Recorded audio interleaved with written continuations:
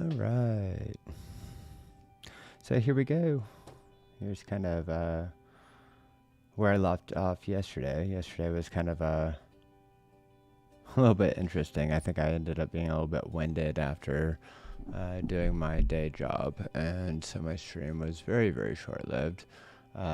Basically, if you weren't tuned in yesterday, I was in Capture 1. I did the basic color calibration and prep to bring into Photoshop as a base raw image. I'm working on it as a TIFF. And cool. So I'm going to go and play with this, and it's going to be my moody little portrait.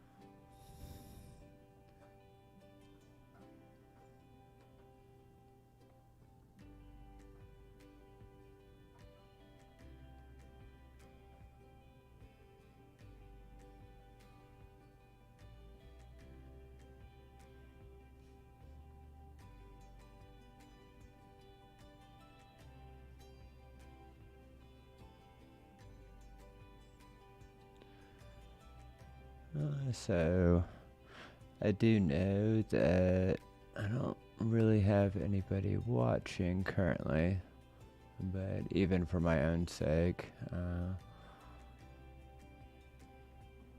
gonna talk anyway.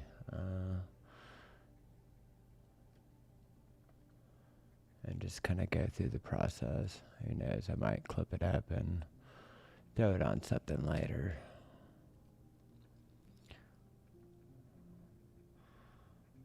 So I really like doing kind of portrait type things.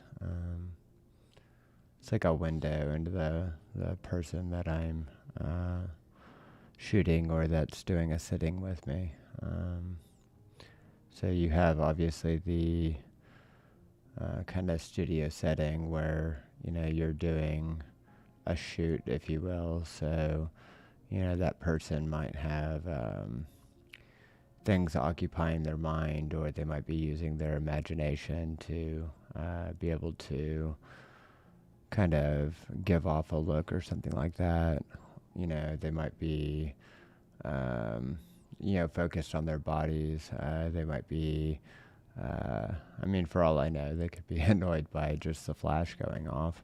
But everybody seems to be a good sport. My point with that is that the model is in their own kind of subjective world, all the while being present with me as the photographer. And together, we're kind of trying to make a look happen.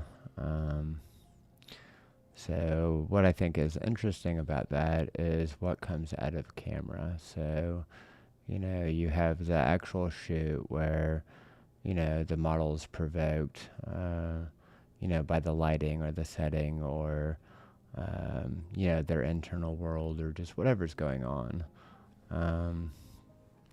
And then you have like a snapshot, like a glimpse of a moment where you can go get all of that, and then you can go and play with another story with it. You can bring it to life in your own kind of way. And, you know, perhaps that's where, you know, my subjectivity as the photographer, you know, would come into play is during a shoot, you know, the only thing I'm focused on is making sure that the model is happy and comfortable and interactive, you know, and coaching them if they need to be coached, or just working with them, right? So I'm very present in my photo shoots. But when I go to do retouch, I could get quite subjective very quickly. In that now I'm like bringing the artistry to the table. I'm being my artist self. I'm being my painter self. And so I have, even if I do something very, very close to real world, a real world look, if you will, I still have creative license to it. And it comes out in the images. Perhaps that's what is the distinction between, I don't know, when people say that a photographer has a specific look or a feel to their images. Maybe it's their subjectivity, maybe it's their creative license and their artistry coming out. So I like to kind of think of it in that way. But I think when I do the retouches and the edits, that's where I can get really kind of personal,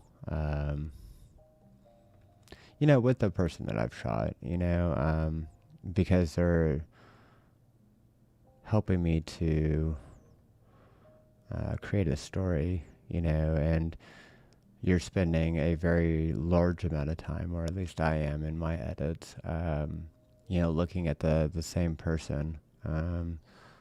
You're looking at their skin, the way that they have their look on you or themselves, tension, if there is any tension in their eyes or their face or their skin. It's kind of, I don't know. It's interesting. It's not telling, like, oh my gosh, I can go and read people or figure out who they are because I took a picture of them and I'm editing them. Again, it's subjective. A lot of it is maybe myself projecting myself onto them. So, who knows these things, but nevertheless, when I'm doing edits and I'm doing retouching, what I find is that the image tells a story, and I get to take part in that story, kind of in an up-close and personal way. So I'm going to go back to up to and vertical. Sometimes in Photoshop,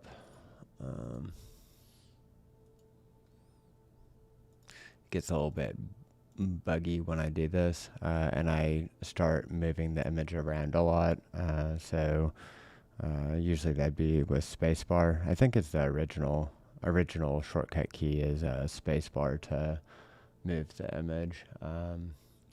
So I use spacebar, but I also use on my graphics tablet. I have a key assigned to where I can just quickly get in there. Let's see how far I'm zoomed. So that's a bit too far. All right, cool. All right, so back to where we were. All right, so anyway, but I guess what I was saying is just kind of storytelling and using the model or whoever was sitting for you, their likeness to help you tell a story, even if that story is of yourself, like almost like a painter or an artist would be. They're just moving. I don't know. I'll use a painter as an example. All they're doing is moving pigments around, right? Skillfully, hopefully, but nevertheless, they're playing with color. And what are they doing? I mean, they're digging within themselves and they're finding stories and the stories that they tell themselves, and then they're projecting it onto an image. I'm doing very similar thing, but I'm doing it with somebody else's likeness, which is weird. So it's half them and half me, and then you get a final image, and the hopefully the trick is when people view that image, it touches them in a way. however slightly. So I've always seen with images is we live in a very fast world now. Social media, attention, everything's trying to grab your attention. So the way that I think about my images and my desire to get better at creating them is, can I grab somebody, however selfishly, but can I grab somebody for more than 3 seconds or the 0.5 of a second that we scroll and we go about our consumption basically of images and symbols and busy, go, in the first world. But can I grab them for just a moment and take them to a place, even if it's for a second? Can I do that? Because if I can, in this world, it means that I'm learning to do a good job with my work. And I'm learning to communicate in a way with my work. And I think that's pretty cool. So, alright, so the texture I feel good about. This is a very simple image. Like, I think most of the stuff that I've been doing, I just recently started photography, doing this sort of thing, this sort of style. I think I've dabbled in photography, but I think I'm going to actually take it seriously, which is a little bit daunting, a little bit freaky, but nevertheless, my point is I've been doing this sort of thing. I'm trying to figure out what my look is since August of this year. And this is the first time I think I've done an actual kind of a bust or whatever. So some people would say that's the sternum up. I'm going to argue just basically the navel or the belly button up. So the torso and the head, basically. I think most of the stuff that I've done is full body. Just getting as much kind of retouching practice as I can. So I figured I'd do a portrait, if you will, and see what comes of it. So portraits, I think, are a lot more personal than a full body shot, even though you can do a full body portrait and you can do a very, very good job. I've seen amazing artistry go into some portraits. I'm actually going to switch over to clone stamp because I want a hard edge, getting rid of some of this.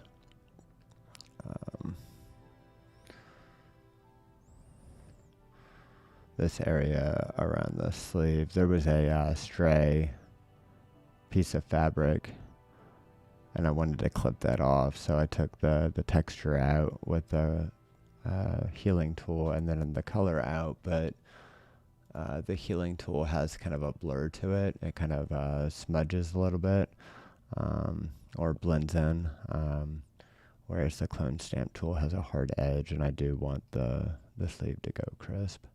But anyway, off to rambling about artistry again, I guess. So that's fixed, so I'm going to go back to the heal brush tool. And I'm going to start on color. But yeah, I think full body shots can be kind of super personal as well. They can be just as vulnerable, just as compelling, just as a lot of things, right? But because it's a full composition, and this isn't like to me, it's not like oh, this is the only way you can look at that, by any means. But nevertheless, I feel that when you do a full body, because it's a composition as a whole, right? You're telling a story with the whole body, and that's cool. But the super vulnerable, is actually in the face.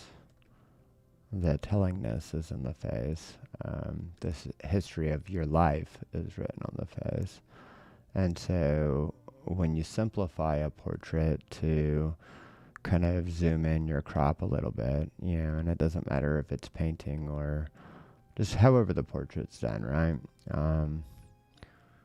You have a very, it's about a look that's actually a look, not just, like I did an editorial and, it's got a look about it, that's, edgy or cool or something like that. A portrait, the look of it, the feel of it is the look. So I think it's a little bit more up close and personal, a little bit more telling, a little bit more, enriching of the soul and the spirit of the person.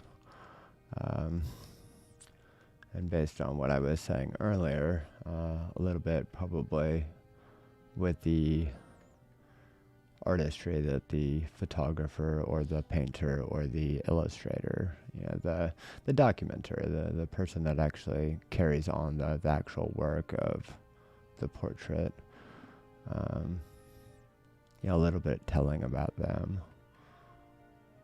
So I don't know what it is. Maybe it's just maybe it's a mix of doing kind of the first kind of portraity feel, or the type of music that I decided to play, but I feel a little bit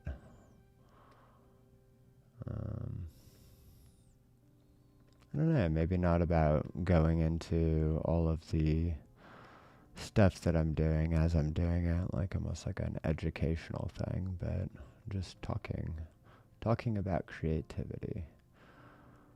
So I guess a portrait and some somber music has provoked the creative in me, and I just want to create and talk about creative endeavors, creative things. So it's super cool.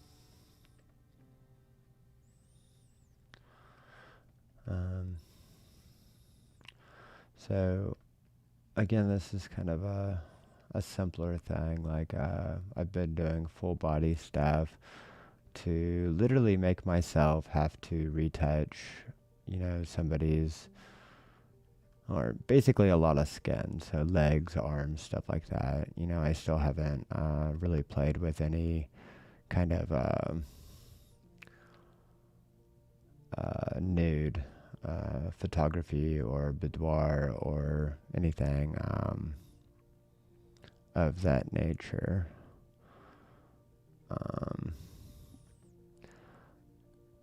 But it's kind of irrelevant because the things that I have worked on show enough leg and enough torso or enough bust line, basically, to where the end point is working with skin and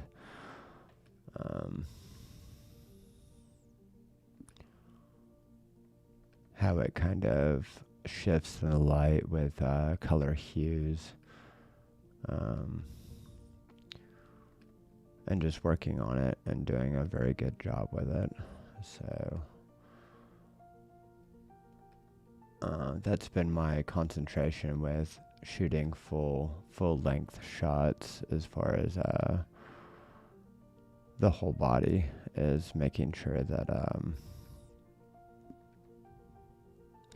I have a lot of skin to work with and practice with.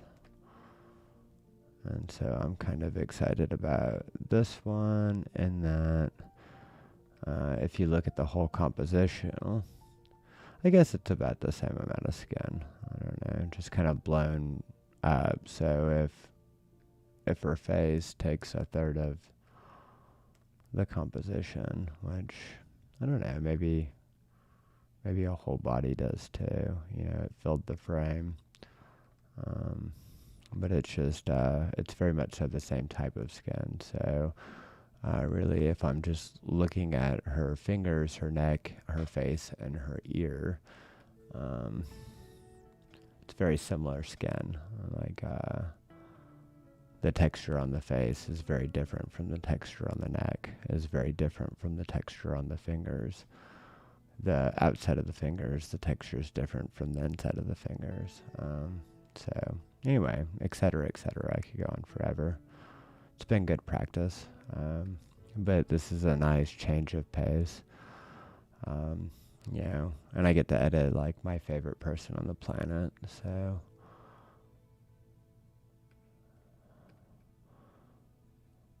that's really cool. Makes me happy.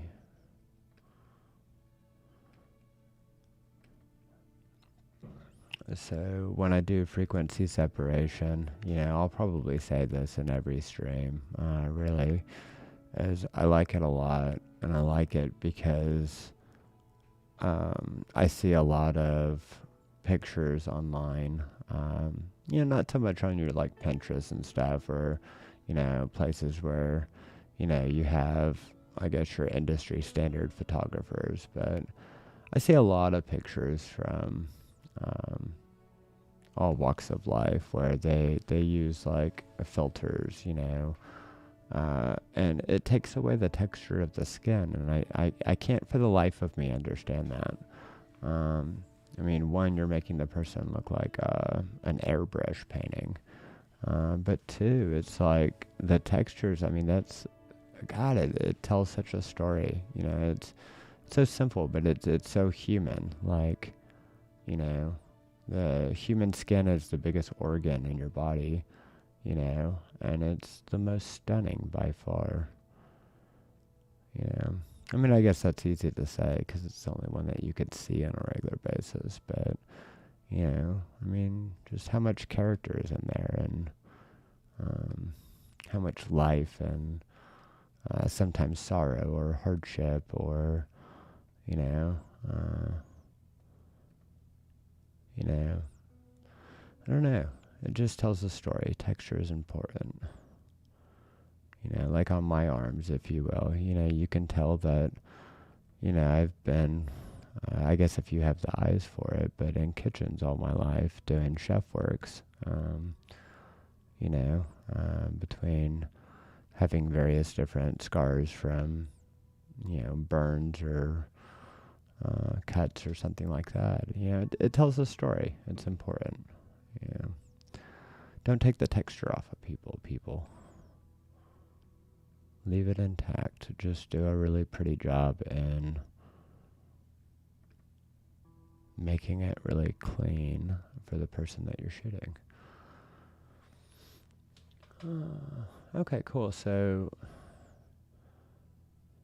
after I do color grading and stuff like that, I'll probably might go smooth out her skin some more. It just depends on if I get any kind of like banding or something like that. She's got some deeper shadows on her neck, and while I do like them, I see a lot of magenta in them, and I think, I'm not sure yet because I don't know how I'm going to color grade this just yet, but I'm hoping it doesn't clip when I go to make adjustments. Get a little bit of the hiccups. Okay. So I did my day job today, and it was super fun because I was like, you know, I really want to work on this tonight. And finalize it, and I want to kind of redeem myself for such a short stream yesterday. But I was like driving home, and you know, I guess my day starts at about 5 o'clock in the morning, and I'm already grinding it out at 6 a.m. You know, but anyway, I was you know, that's not to complain. That's just kind of, I guess, me listening to what my body's telling me, I suppose. But I was driving home, and oh man, the only thing I wanted to do was take a nap. So I got home, and yeah, my lovely wife Danny, she's the one that I'm doing the portrait of right now. She always makes coffee, and she makes stellar coffee. you know, just really good at it. Kind of warms your body, but it also kind of warms your spirit, just because yeah, it's coming from her, you know. But my clumsy self basically came home and made like some straight mud coffee, like way potent stuff. But at the same time, I'm kind of glad that it worked out that way, just simply because I'm awake and I feel inspired and I feel happy to be here and doing what I like to do. And for the time being, my body is leaving me alone and saying, "Okay, do what you do, dude. You gave me some coffee."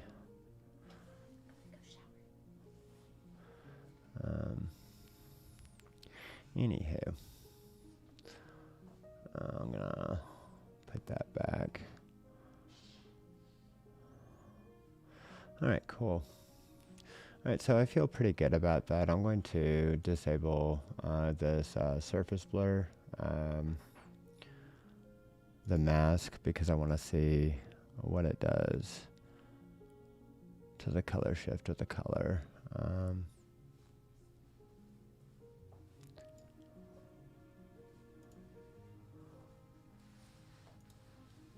Actually, let's see. We'll go to disable, and I'll be able to do it better this way. Okay, so I'm actually going to I'm going to delete this. I'm going to merge this down. This is where I did corrections to the skin. Then I'm going to Control J or Command J, I guess, if you're on a Mac. Gonna rename to Surface Blur, and I'm going to go over to Filter, Blur, and Surface Blur.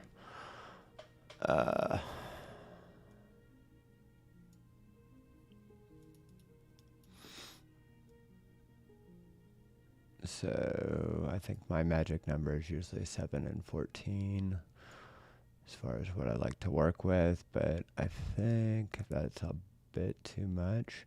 I'm not going to do this over the entire image, by the way. I don't want it to look super painterly or anything else like that. What I'll just do is essentially use it as almost a universal, almost like my heel brush tool.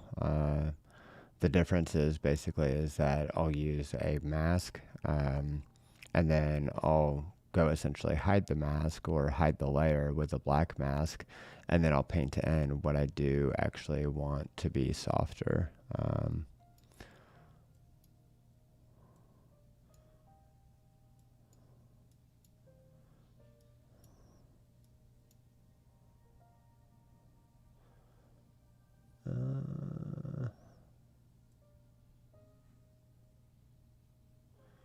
And let's see what we got here. So threshold.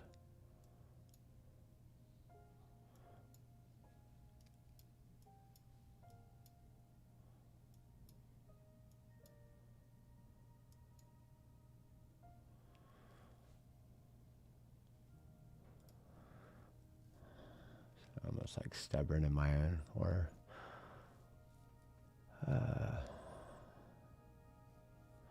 alright, so let's see what we got.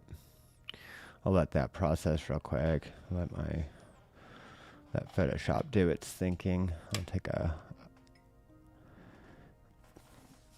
Hey, what's up? What's up? Thanks for entering the chat. So...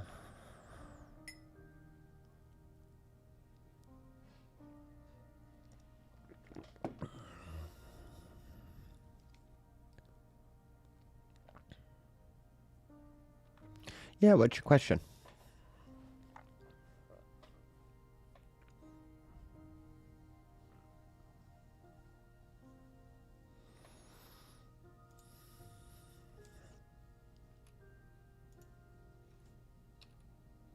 And so I'm adding that mask I was talking about, and then I'm going to hit Control I on the mask so that I can invert it, which will make it black and not show up. And then I'll go to the paintbrush.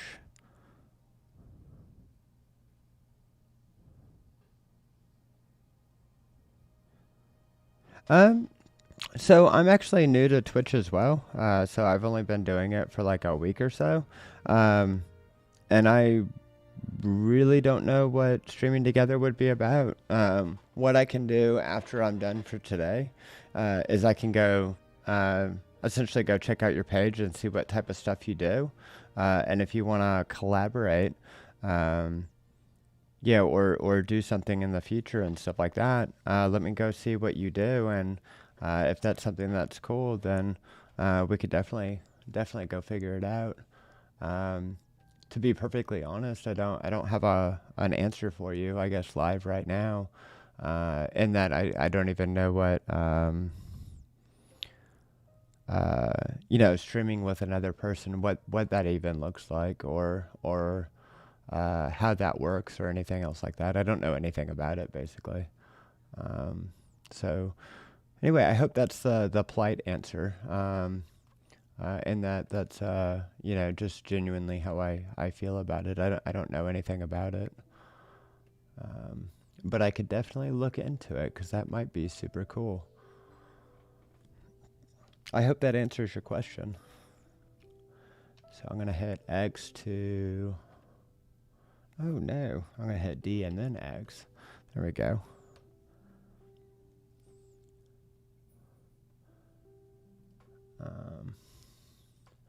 And then I'm going to go to maybe a flow of, let's play with about 30.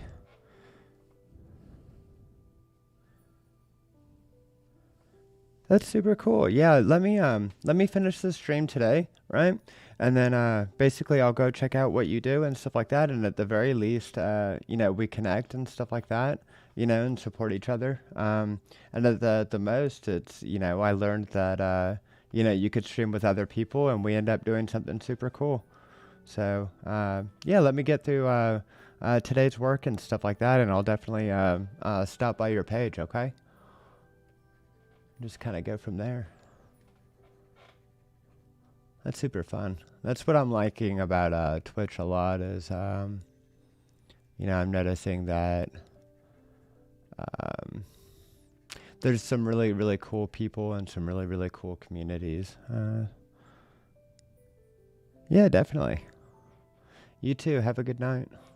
I think that's, just super neat. So I've gotten to talk to, photographers that kind of travel around the world and, do commercial work or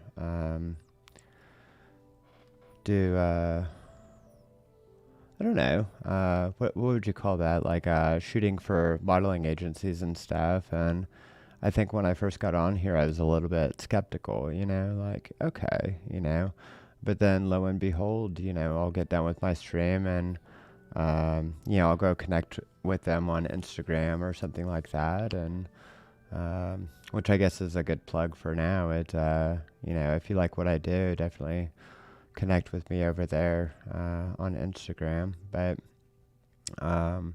anyway, but I'll go check out their page and, connect with them on other platforms, and they're exactly who they say they are.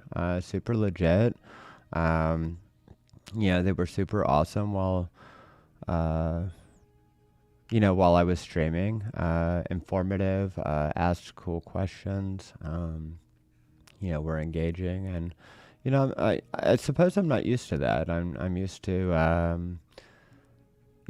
other platforms where people kind of maybe have a front or something that they put on, and then you get to check out or see if they're actually the real deal of what they say, and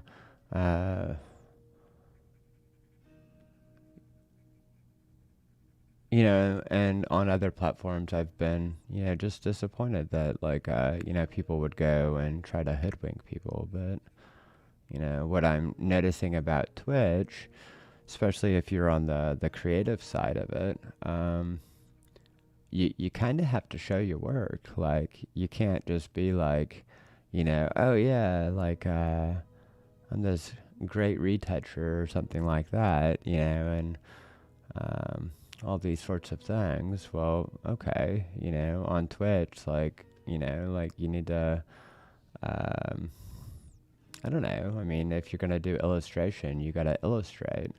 Um, you gotta show your stuff, like, and then you're in front of a mic as well. So it's like, how long can you put up your front before you spill your guts? Anyway, what I'm liking about Twitch is, in short, is that I'm interacting with super, super cool people thus far. I've only been doing this for a very, very short while, but I'm enjoying it very much so. So I think I will persist and keep doing it. So when I'm doing the surface blur and I'm doing the mask, it is kind of a subtle thing, and mostly what I'm doing is I'm going between color shifts, and what I'm doing is I'm essentially, it's almost like if I went to blend them. So what is it? If like back in the day when I was doing kind of like I don't know, digital paintings or digital like matte paintings and 3D art and stuff like that. Like, if I was doing a painting, I would do give you an example. Oops, I don't need to do a mask. So I'll put a layer up, right? And then I'll go to the paintbrush and we'll just use white as a value, right? So I might go,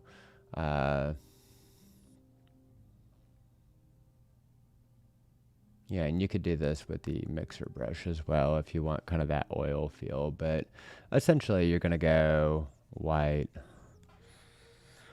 And then I'll go and shift to black, right? And I'll put that to the border. So that's contrasty, right? So this is happening all over this image. You could see it right here, with our eyeliner and stuff like that. You could see it between the different shadows. They're contrasty, right? So what I'm trying to do is, because the face is complex with the variety of color, I'll do the Hue brush tool, and the reason I do that is because I can go put a gamut of colors down, and it's not just straight, just opaque color, like hard color, right? It's actually got that array of color. And then I'll use the surface blur, and I'll get that edge or whatever, so I could take away that edge. And it's much the same as if you were doing like a matte painting or something like that. A digital painting is essentially, when I was doing that sort of thing, I would go and it's like, okay, well now I'm going to get the white or whatever, and I'm going to finesse it in here, right? A little bit more probably. And then I'll get the black, and I'll finesse that. And so now I'm starting to get a gradient. So I could get this color, right? And I can go, more into the white into this. And then, anyway, eventually you'll go and get this shift that is this smooth transition and stuff like that. But now you have an actual value across. So I'm doing the same kind of thing, except I'm using surface blur and I'm using the clone brush tool. And that way I can go in. What do you call it? I guess do the same kind of thing, but I can do it with complex colors. So I'm going to hit D and X again so I could bring back, oh no. And also make sure that you're drawing on your mask, not your actual picture. All right, so, and I'm going to go back to this real quick. And I'm just going to, again, hit those transitions. Just kind of smooth them out. The reason that I like to do this is, one, I like soft imagery and soft skin, even if it's contrasty, like even if they're, it's this, kind of racy looking image or something like that, or racy is probably the wrong word. Just an edgy feel to it, right? I still want to make the skin soft. Skin soft and skin clean. And what that's going to do when I do color grading is it's going to make it so that I can do a lot of layers of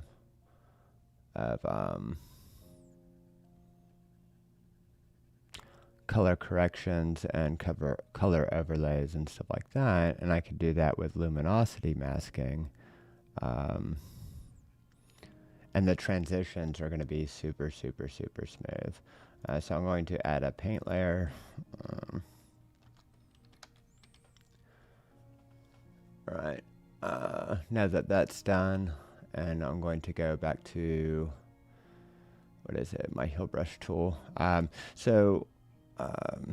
Again, like I suppose when, I guess I'll speak on that for a second, but when I do color grading, I do it the same way that I used to do oil-based painting. The picture out of RAW or out of camera is my underpainting. It's my base. So the work that I do in Capture One and the the Retouch is essentially getting all of my values correct and my base composition correct, just like I would in a painting, like an underpainting. And then all of my color grading after would be the equivalency of if I was working on an oil-based painting and I had a monochromatic underpainting that's just got the values, that's it. Well, I'm going to glaze the color, over, 10, 20, 30 layers to get really rich colors, but I'm going to do it very subtly, and I'm going to do it almost like glazing. And I'll show you that in just a second, but I'm going to use luminosity masking for that. And everything I'm going to do is super, super subtle. I actually like that texture. But yeah, so when I go and fix the reason I want very, very smooth transitions with the skin is the same exact reason that I'd want very, very smooth transitions with an underpainting in a painting, is when I go and glaze it, I do not want, harsh transitions and stuff like that, because the glazing is going to make them harsher. So if that makes any sense, I hope it does. All right, so I'm going to save. If you're a Photoshop user or do digital art or just whatever, you know this, save and save often. All right, cool. All right, so the only thing that I have left to do as far as kind of printing this up real quick is the backdrop. So I'm going to hit Control Alt Shift and E. That's going to create a stamp basically, or merge all the layers that are visible and then bring it to the surface. What I'm going to do with that is I'm going to hit Control J or Command J if you're on a Mac. I don't know if that's self-explanatory. Maybe I should. I've watched tutorials for so long with different digital medias or whatever, as far as like Photoshop and ZBrush and Blender and Maya and all these things, right? And it's always like every time you listen to a tutorial, it's, control or command, it's like, okay. I'm a PC user. I'm sure if people do digital art, they can discern the difference between control and command, but nevertheless. All right, I digress. So my point is that I'm trying to figure out if I should keep doing that, because I almost annoy myself. All right, so I tried something the other day that actually I kind of liked. Instead of doing Gaussian blur to kind of clean up the background, you know, again, I'm kind of new to doing studio photography, so right now I'm working with a cloth backdrop, and sometimes though I love the backdrop and stuff like that, it helps me out. There's wrinkles that I want to get rid of. Anyway, I'm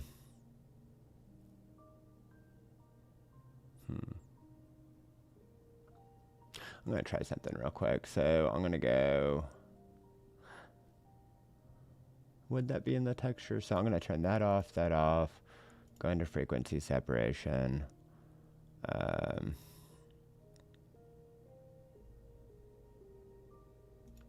going to hit Control J on this. Go to filter, blur, Gaussian blur, and let's see if I could get rid of these. Oh, cool. All right, so basically I can do that in frequency separation, so I think that's actually what I'm going to do, because that'll save me a little bit of trouble. So I'm going to play with that. Same kind of thing, so let's see. What do I want to do? How do I want to do this? So I'm going to turn that off because it's kind of, well, no, I'm going to leave it on. So I'm going to add a mask to this. I'm going to invert it. And then I'm going to get my brush out. And at first I'm going to go global with this.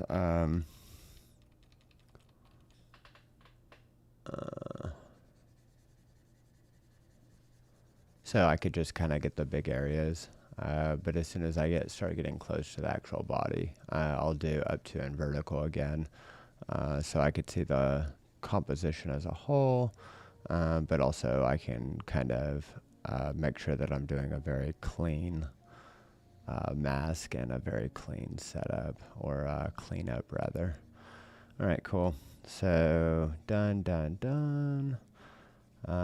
So this is kind of first time I've done this in frequency separation. Usually I do this after, and then I'll do a frequency separation again.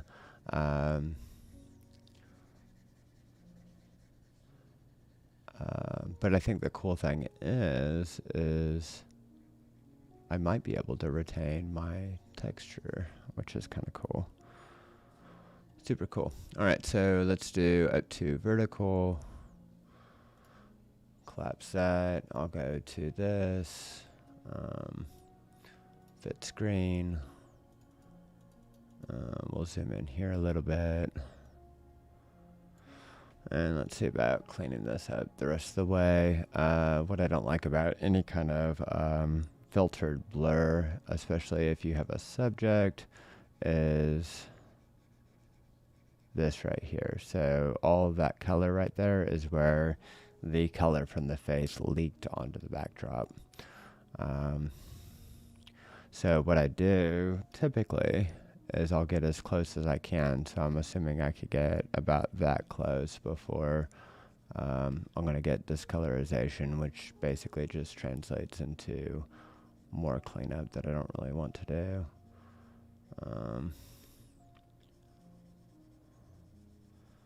So I'll go around it real quick. Careful to avoid any wisps and any hair.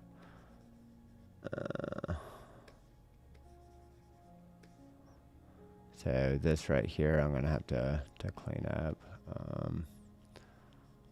without the mask. Cool beans.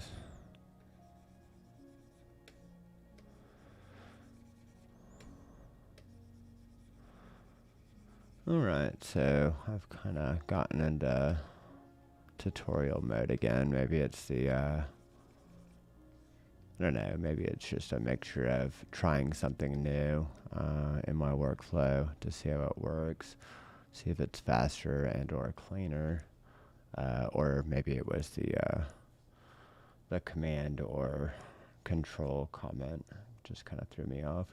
Anyway, so I'm going to merge this down, and then I'm going to do kind of the same thing up here. I'm going to grab the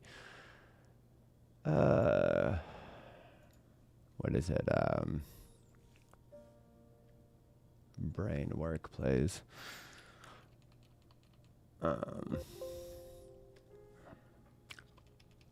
The heel brush tool, and I'm going to do this layer and the layer below. What's really cool about working with frequency separation, though, is that wisps and hair actually kind of read as texture, right? So you might take a little bit of like depth away from them if they're a little bit on the thick side, but it's a lot more forgiving than if the texture and the color, like if the texture and the color were merged together right now, and I was trying to do this with the heel brush tool, it would just destroy the hair. You would lose all of your wisps. And I don't like that, so nor do I like spending arduous, or I can't even say that word, huge amounts of time basically with making a very clean mask. So I have a little dot right there. I'll have to remember, actually I'm not even going to do that. I'm going to clean it right now. Alright, so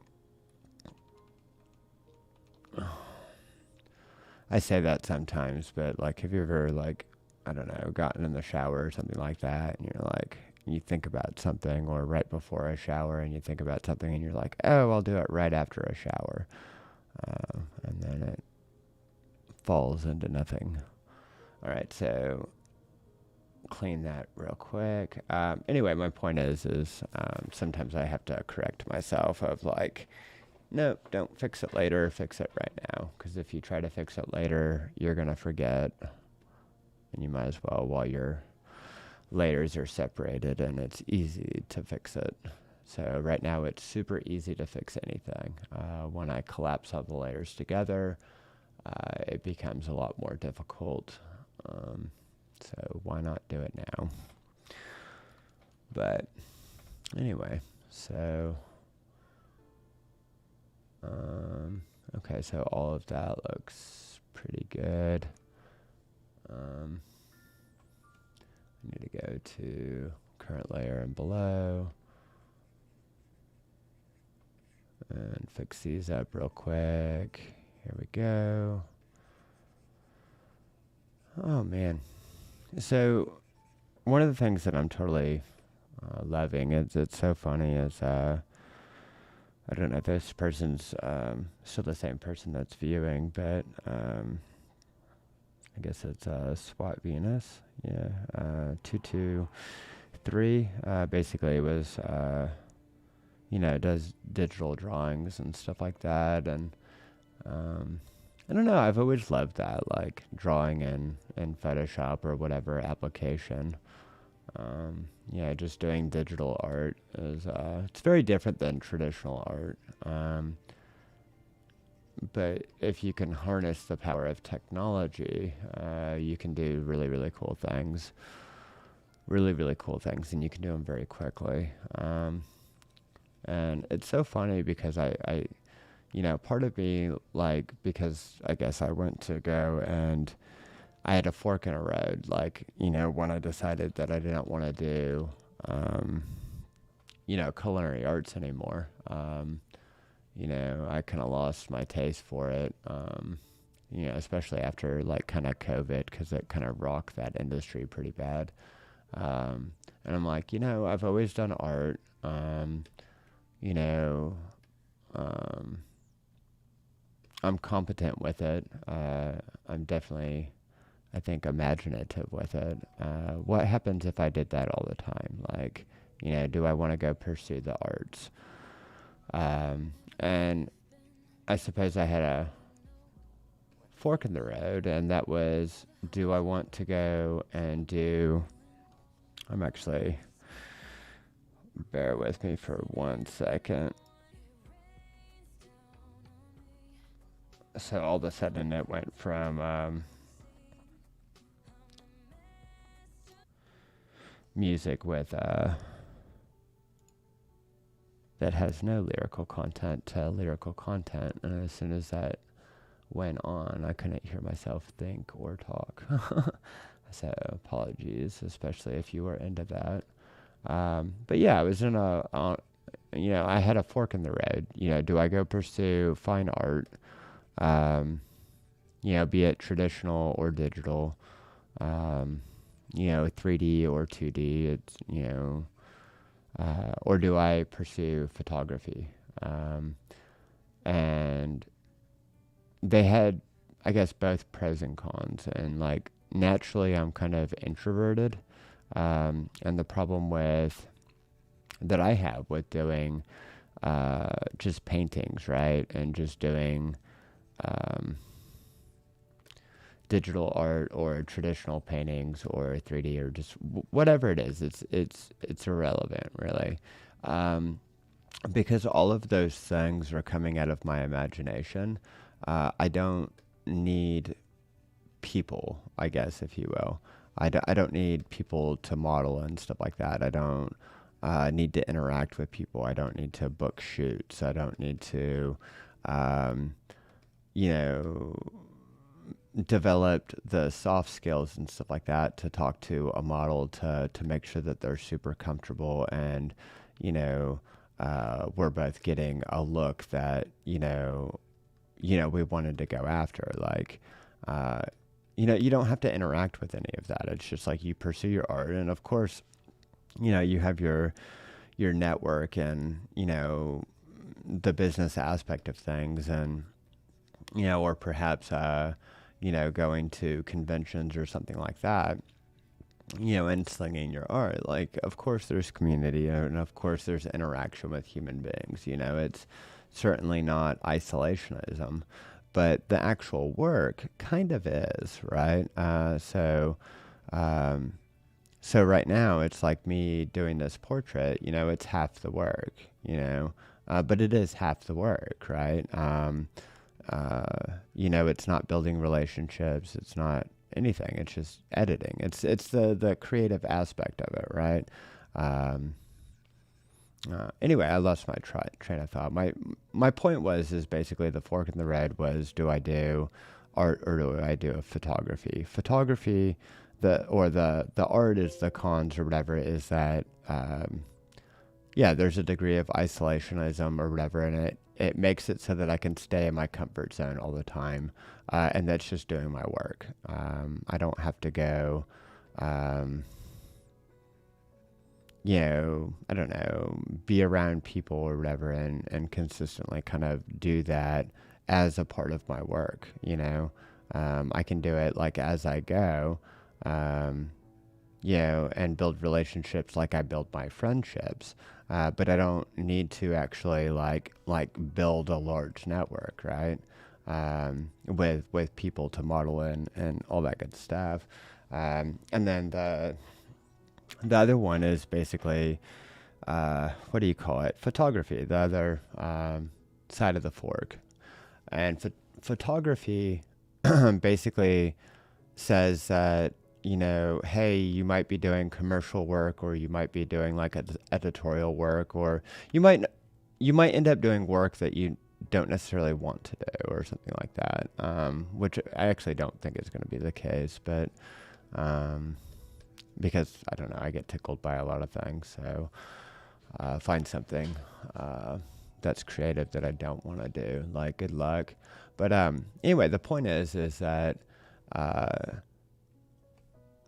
the con of doing art would be that, I can spiral into almost the sickness of being an artist or whatever, of like, putting yourself away, I guess, to go dig deep within yourself. And then the photography is the opposite of my inclinations, where I actually have to go into this outward persona and actually present myself to the world. And I don't know, that makes me really, really, really, really uneasy, super anxious, because I've never done that before. You know, I've done career work, and, you know, I've had my successes, but like by and large, like, you know, like for instance, you know, getting a model, for instance, that I've never shot before, I've never met before. Yeah, this happened to me a week and a half ago, and it's not the first time, but it's basically literally the first time you meet this person, like ever.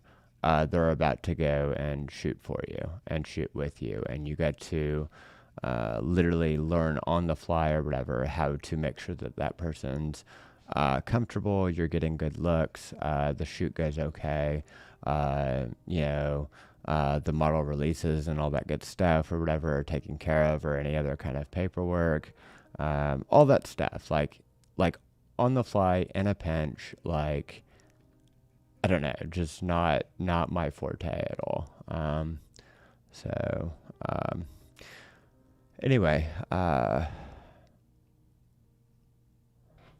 yeah, that's what, you know, my wife and I decided would be the best, because it leads you to be balanced in it. And what I'm learning is I'm really, really glad that I went that route, because what I'm learning is I can still do the artistry. I can still paint. It just looks different. So I'm painting, but people don't understand it as painting because they see a finished image and they're like, it's photography. And I'm like, wow, I'm doing a lot of the same stuff that I did when I did, you know, painting. I'm doing a lot of the same techniques. I'm doing a lot of the same stuff to bring something to life. So I'm getting that aspect. But then I also have to go and cultivate things within myself and my kind of outward sensibilities in the world, and go strengthen those as well. And so, you know, being on Twitch right now and I don't know, just talking basically, that is not in my repertoire or whatever of things that make me comfortable. Not at all. But I'm finding a lot of joy in it, and I think I'm going to get good at it. So, yeah, and I think I'm going to get good at photography, and I think I'm going to get good at my interpersonal skills of being able to do really, really good work with really, really cool people. And so I'm really, really kind of thankful that that's the path that I decided to take, not the easy route, but the hard route, the path less treaded or whatever, as far as my subjective experience. So super cool. All right, so that is yeah, a clean image, right? So it's time to color grade. Super, super fun. All right, so I'm gonna go and save this again. So we'll go save. Here in a second, I'll probably ditch my frequency separation.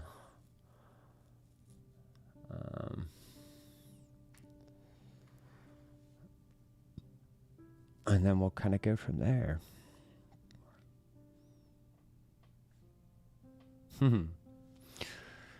What time we got?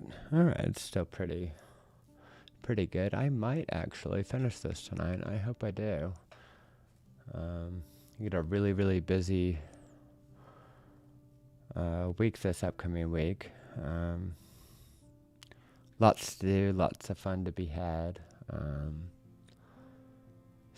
But at the same time, I think with anything that I do, I think the agreement that I have with myself is,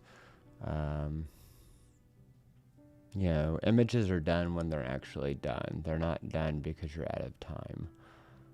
If you're out of time, you need to learn from that and correct that, because images should be done when they're done. All right, so color grading. Here we go. So I'm going to drop this frequency separation because again, I've become versed enough with doing the style of retouching that I've been doing, and I'm quite happy with it. The results, even though I'd like to start pushing it here soon. And so I don't really need to have these super big file sizes. I think when I was learning and was really hesitant to drop my layers because I wanted to, you know, if I did something really cool with one file, you know, I wanted to be able to open that file if I'm struggling to remember when I have a new picture up of what I actually did, using that as a resource. But you know, some of those file sizes got to be like, you know, 6 gigabytes, and I'm just like, oh, that's terrible. That's a lot. That's a big file. So anyway, if you've never used luminosity masking, just get on Google and you know, do luminosity masking Photoshop, and then maybe tie in like action to your keyword search. And a lot of different photographers, they have different variations of that. You know, I don't know if they're all the same, one size fits all, but you know, the one that I have comes from a series of tutorials that I took from this Polish photographer that I really admire. But anyway, this is how I color grade and kind of do washes of color subtly, and get really rich colors. So anyway, so it's luminosity masking. If you've never done it,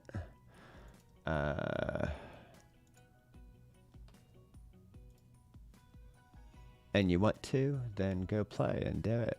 Go treat yourself. All right, so all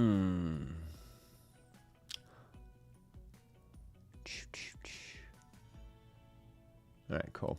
All right, so all right, so basically it's just like it shows up in your channels. So essentially you have your RGB, your color channel. It's got all the information. You've got your reds, your green, and your blue. That's usually just what Photoshop offers, right? Just as a standalone. Like for instance, like if you were to do this right now and you hit this this circly thing, this selection tool, and you just hit that, you know, it would go and basically mask out, you know, all your highlights or whatever that are in the red channel, right? Greens, same thing. The mask is going to change. The selection is going to change. Why that's useful is because if you go do this, now I have a very, what would you call that? A complex mask, right? Now I can go to, for instance, with it selected, I can hit selective color, right? And now this right here is basically the mask that is light 1 in the luminosity. So my light values, right? And it's basically projected it onto the mask, and now I have a very complex mask that's going to have fall off. So, you know, instead of like, yeah, it should be self-explanatory. Like masks do the values. Any mask or whatever, if it shows up as black, like nothing's going to show up. If it shows up as white, everything's going to show up. If it's somewhere in between, you know, you'll get a gradient of whatever that is. Well, this enables you or whatever to do very, very soft gradients within the skin. And so, you know, as I said before with like painting, it's allowing me to glaze subtle colors into what I'm doing. And it makes it so that, at least in my opinion, you know, I have a bias because it's my own work, but nevertheless, where I'm at right now, it's making me happy with how I'm presenting skin. So, cool. So, but yeah, you could see here, I'll actually, let me do this real quick. Let me show you a difference real quick. So we're going to turn, yeah. So I'm going to go and I'm going to do selective color without a mask, right? And I'm going to do this blue shift, right? So everything is casted, like, you know, I added blues or whatever, and now everything's like super, super casty. You know, red isn't everything, blue isn't everything. So if I go back to it, and I do that with the yellows, you know, so just going to the polar opposites of plus 100, negative 100, right? Okay, so I'll go back to that. Now I'll do the same thing with magenta and yellow. So much cleaner fall off, much subtler, much more workable and stuff like that. You still don't really want to blow it out to, you know, negative 100 or positive, but to each its own. But yeah, so it's a lot more controlled, a lot prettier. Yeah.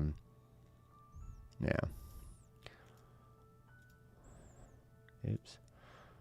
So let's see, and we'll go this versus this.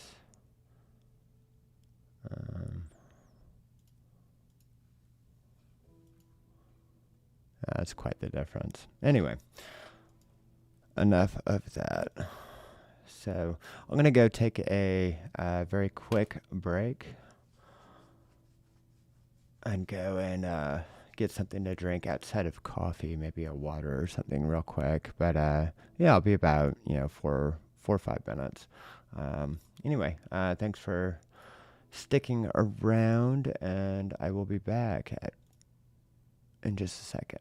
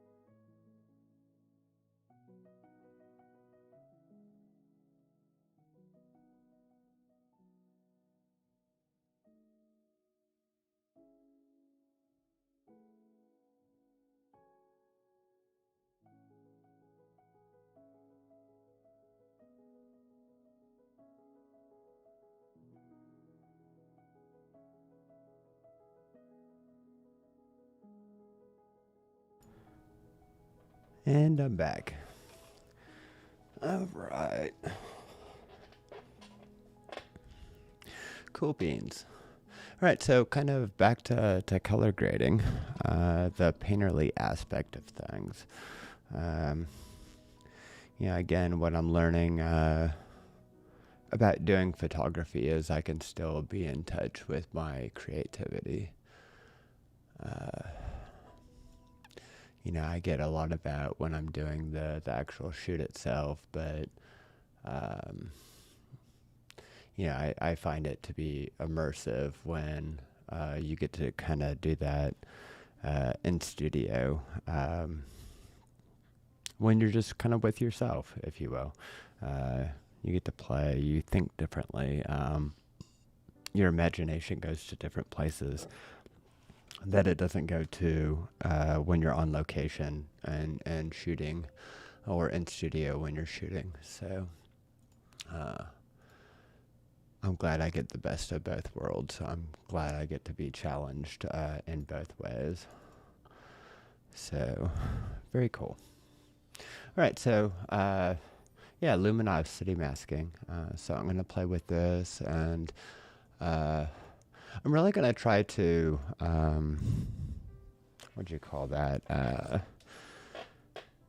stick with talking about creativity and about life and stuff like that. If you have any questions about what I'm doing, I'll say little things here and there, when I find something to be important. But I think really I'm just going to go on huge big tangents about maybe just how my mind works and what I find beautiful about this existence that we have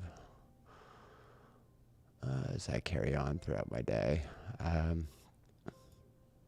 So just that right there, just that glazing. So brought the blacks a little bit up. Yellow's a little bit up, magenta's a little bit up, blue way down, right? There's a richness to her skin. I do need to watch her hand because she's got a lot of red in her hand, and I don't want to blow that out to where she's got this just really, really pretty complexion, right? And then her hand, because it's mostly...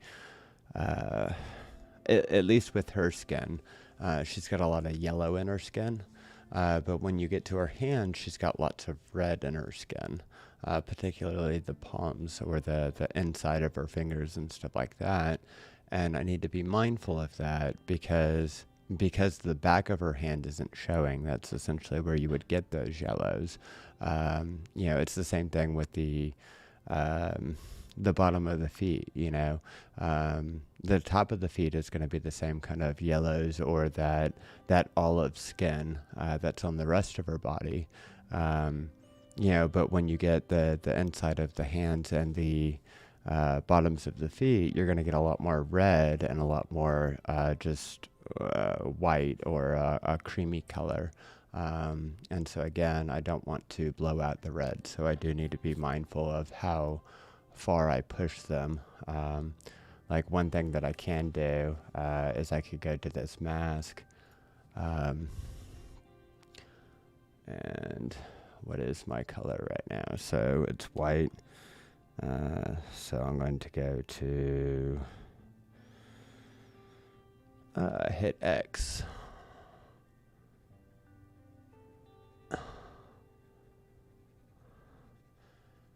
And I can go to essentially remove a lot of that. I don't think I'm going to do that just yet because I don't think they're blown out, but it's something that I can do. I could also do that on the whole group. Like for instance, like this, I'll put it into a group. I'll call that group color. If I want to be all bougie, I'll put a tag on that. Let's play with green today. And so what I can do is I can go and add a mask to this, and the whole color grading, I can actually go soften the effect that it's got on the hand if I'm concerned about it. So and delete that layer mask for now. All right, so back into it. So got the reds. I'm going to go into the yellows, and then just talk about weird stuff. I don't really need my stylus right now or my my pen, so I'm just gonna talk and move with sliders. I've said this before. I don't really have a recipe for anything that I'm doing because every background's different, every environment's different, every subject is different, and etc. So a lot of it is just using your eyes.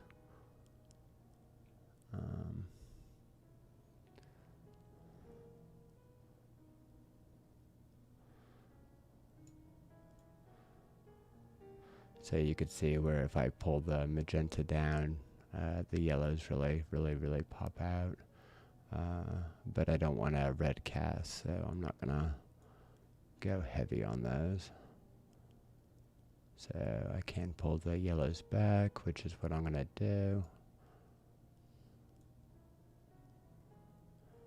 And then I'm gonna pull the blacks up a little bit to get a little bit of contrast and a little bit of richness in the shadows. Let's see, there's no cayenne, blue, or green in the image that I'm aware of. Magenta, I doubt it. It might be in the lips a little bit, but I doubt that there's any kind of magenta. So I'll skip over that. The whites, that's going to go into the background. And I'm not sure if I want to do a leave the background white or if I want to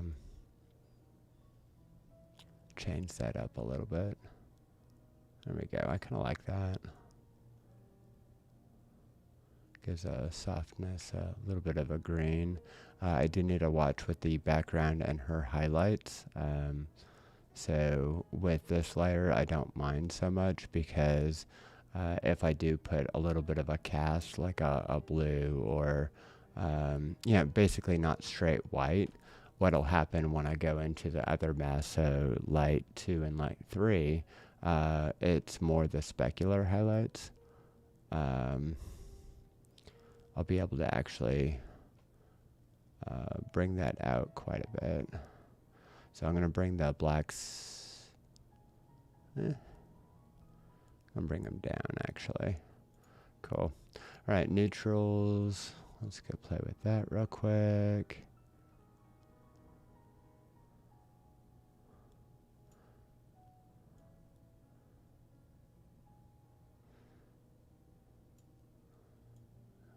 I don't like the magentas. I don't like the yellows. I'm going to leave those as they are. I don't want to make her darker or lighter, so I'm going to leave that as well. All right, cool. Blacks. So all this is really doing or whatever is almost like a casting. Let's see real quick. So I kind of like what it does to, I do like the magentas. Okay, cool. I definitely didn't like the blue or the cayenne, or cayenne, or I don't know. I don't ever pronounce that right. Don't really care though. We'll call it blue. I've noticed that I don't seem to pronounce any word correctly, so I'm just gonna roll with it, and people will get what I get, or they won't, or get what I put out, or they won't. Cool. All right, so I dig it. All right, so that's going to be number 1. Let's go to light 2. Same kind of thing. So if you look at like light 1, right? So it's doing this broad highlights, right? Light 2, it's going to go more towards the speculars. And then light 3, even more so, right? So light 2 is where I'm going to be able to really kind of hone in on making her dimensional, if I so choose to do so. So, and that's where like, doing broad highlights where I don't mind that there's some color in it, and then going more closer to white for the speculars. That's where you can get that really poppy look, right? That really kind of edgy, fashiony type look, if I so choose to do so. I need to go back on that. I ended up in the blacks, so I'm gonna go to reds. So I'm going to pull the blue out. You could see it especially in her lips. As soon as I pulled that out, her lips just got really very, very pretty hue. I'm quite in love with it. So magenta up just a little bit, not too much.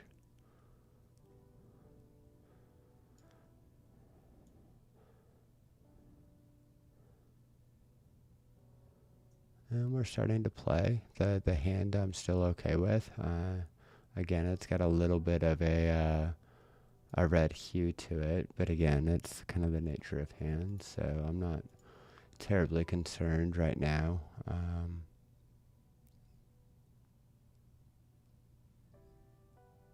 Okay, that's where the yellows are. So this is very, very subtle with the blues. So it's so funny, it's like with different mediums that you can play with, especially if you want to take them to a high degree of polish.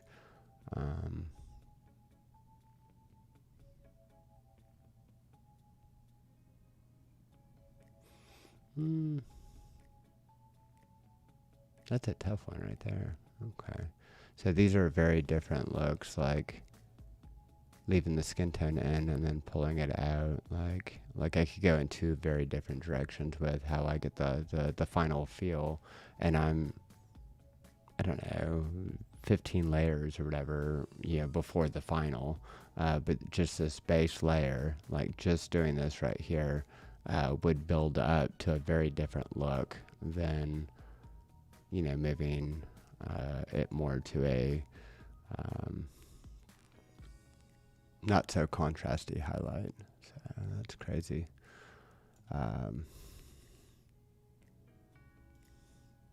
Anywho, completely lost my train of thought, but it's okay. That's the great thing about being human, is we have a million of them. So it'll be really interesting here in about 2-3 months, between like a stream and your YouTube and your Instagram, and being here in Chattanooga. By the way, if there's any Chattanooga people, hey, yeah, hit me up or whatever. I want to connect and collaborate, but do that Instagram plug. It's totally in my about page. But anyway, it'll be nice to see in the next couple months when the caliber of what I'm doing, comes to a level that hopefully garners attention.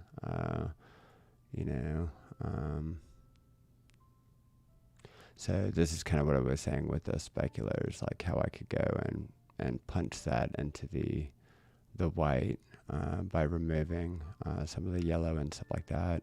How you could get those specular highlights. But yeah, it'll be cool in a couple months, if my abilities warrant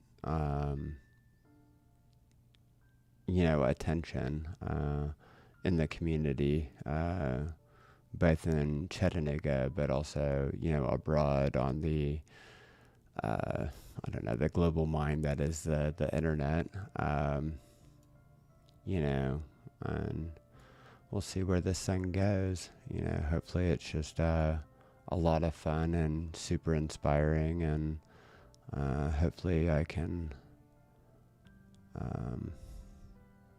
impart things onto people and bring them value, and hopefully I can find people that strengthen my own character and my own skill sets and my own sensibilities. It's one of the great things about connecting with people. So anybody that purports that they became this really, really awesome self and they did so by themselves,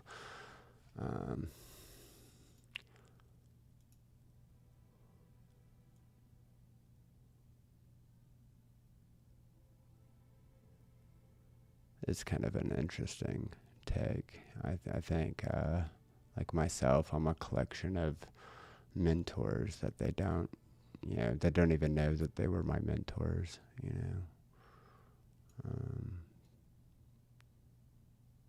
I'm a collection of patterns that didn't know that I was able to perceive them. I don't know if that makes sense or if that's super abstract, but it's a great thing about being involved with a collection of other human beings, other creatives, other visionaries, is that your ability to learn and be a better version of yourself.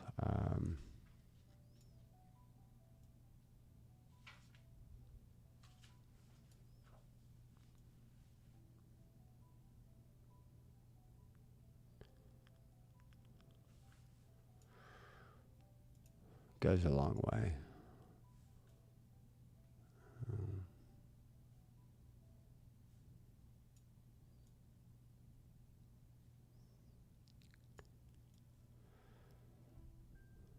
So sometimes I feel like because I'm concentrating on what I'm doing, I have like half and incomplete thoughts. So I'm just like rambling, and then it's like, I get focused on what I'm doing and forget that I was supposed to come to an end point. But so be it.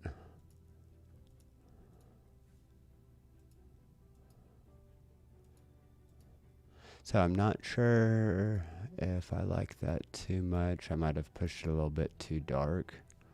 So I'm going to go back to my neutrals. And I'm going to calm down the black a little bit. And I'm going to go to my whites.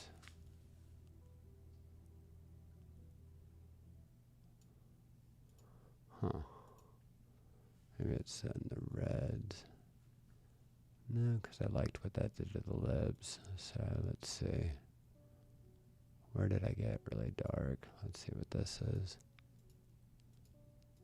Okay, that's a lot more subtle. So I pushed it a little bit too far, and I want to avoid doing that. Noticed I can get carried away. So I do one of two things. I lose track of what I'm doing when I'm talking too much and trying to actually make a point. Or I forget to make a point when I'm totally enraptured in what I'm doing and trying to do it right. All right, so we'll do light number 3. Go red. This is going to be super subtle, so a lot of these colors won't even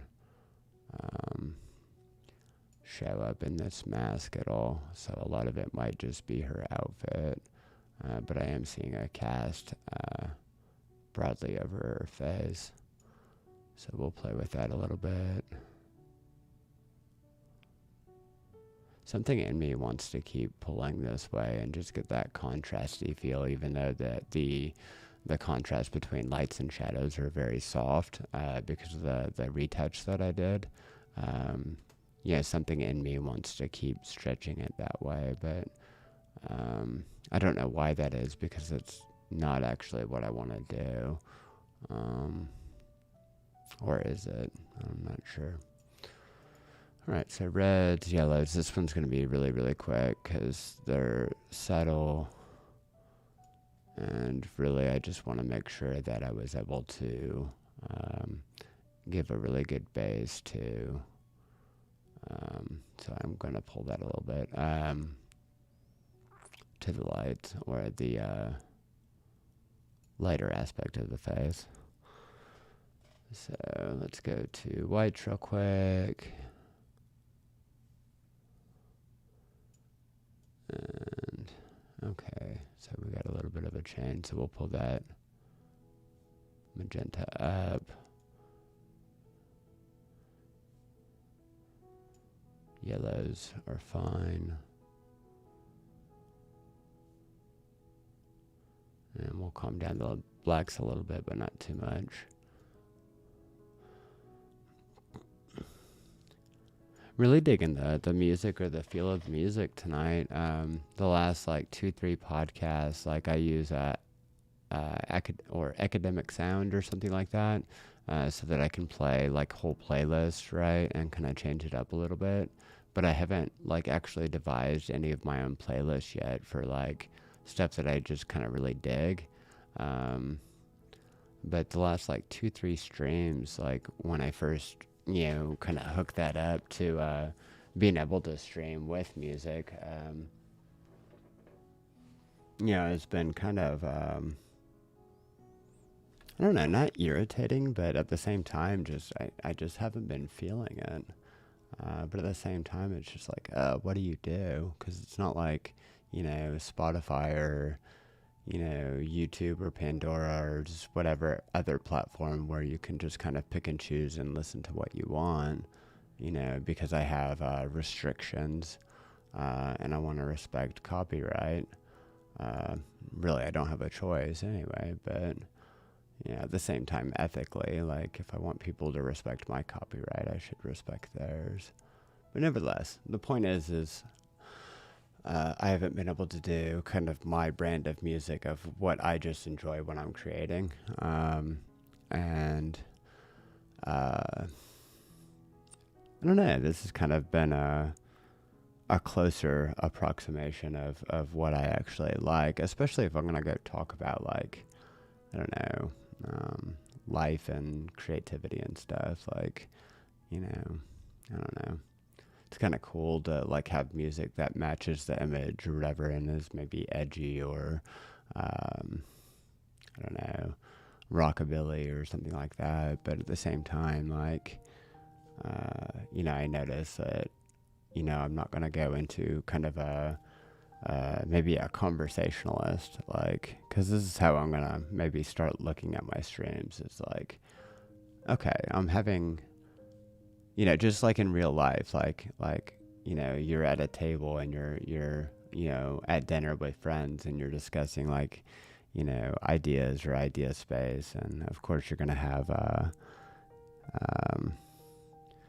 laughter and shenanigans and stuff like that. But you're also going to be able to talk about, aspects of the world that inspire you and move you and stuff like that. And, just being a conversationalist, right?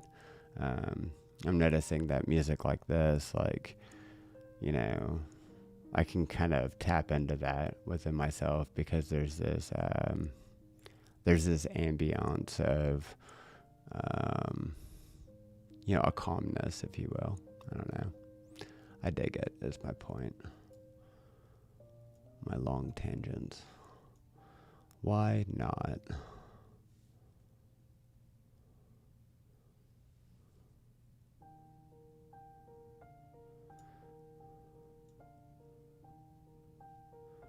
So, I love working with Danny. She's, her skin is beautiful. And it's just beautiful. So it's like I want to go and,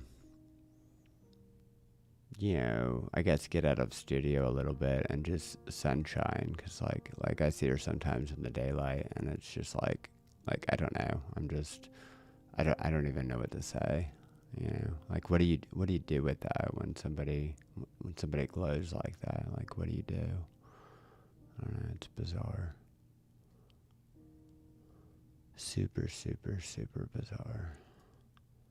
But it's enchanting and I like it. So, I don't know, maybe that's what you do with magic is you just experience it. There's nothing to say about it. Yeah. What can you say about it that actually gives justice to it? Really nothing.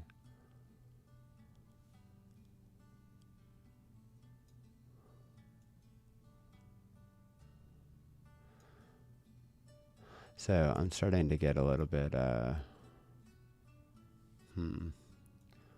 down those blacks.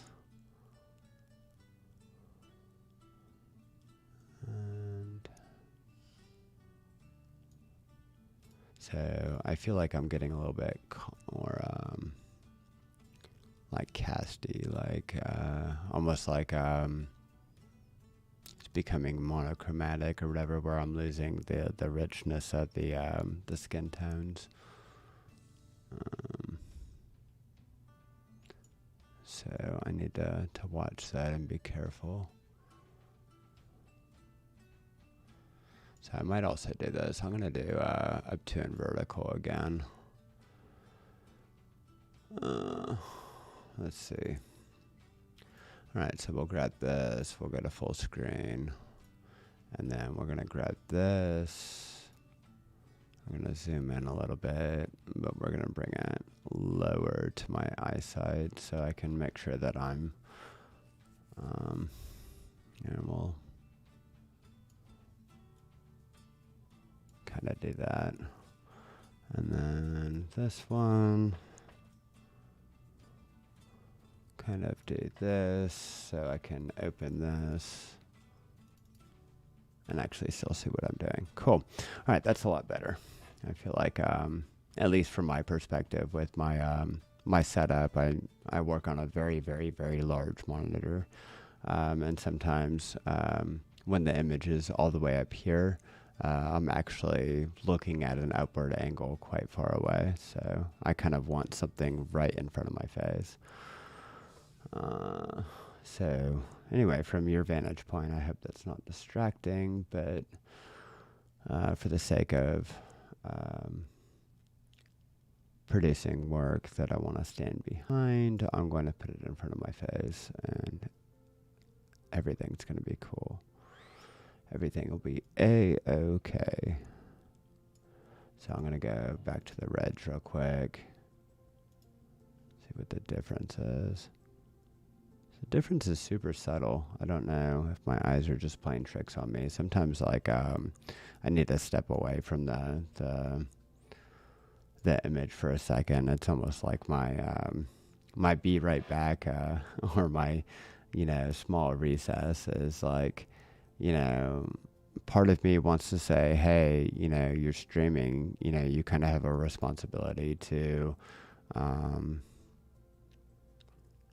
be there for your audience and not like dip out. Like, I don't know. That's kind of like, hey, watch my stream or whatever and stuff like that. And like, but when I go check out for like 10 minutes or whatever and stuff like that, like you just need to sit there and just like take it. Like, I don't know. To me, that's kind of, that's super effed or whatever. Like, it's not cool, but at the same time being real and being human, and like also realizing like, hey, staring at a computer screen or whatever straight for like, 2 hours or whatever, like nonstop is, God, that can't be good for your eyes, so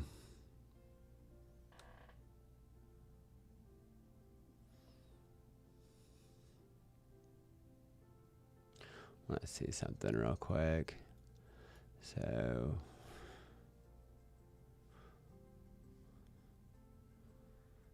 that's so weird. So I have a split like screen, like monitor, right? And my main monitor like does something like super, super weird, and I still haven't been able to figure out like what it actually does. But it does this thing where it like I don't know, it changes the scene, and when it does so, like it what would you call that? There's a hue shift, right, in the actual image, and I also work on a Wacom tablet that has a monitor, and that's basically right below me. Um, and it's like at a 45-degree angle, so I can draw and stuff like that, but it's also my second monitor. So, I have my setup for streaming and stuff like that, and I can control all that and blah, blah, blah. But I can also use it as a graphics tablet. Anyway, the hue shift or the color that's on my monitor down here is not the color that is on my monitor up here. And because I know that my monitor does hue shifts, it like really kind of freaks me out that I'm essentially doing color grading and I don't know what the actual color is in the final. Like, so, if I'm, what'd you call that? If I go to publish or something like that, and I'm color grading according to the one that's on my screen, but it actually renders out to the one that's on my lower screen or something like that, well, that's not the image I want to create, and that's super sus. I don't like it. So, I don't know if that makes sense at all, but, anyway. All right, so back to what we were doing. I'll kind of calm my tits a little bit. All right, here we go. All right, so here we go. So we're back to where we were. Got a little bit sidetracked, a lot of bit sidetracked. So, all right, so I like that. Whites. So that's affecting mostly the backdrop and definitely the highlight speculars. Kind of dig that. I'm going to punch it a little bit less.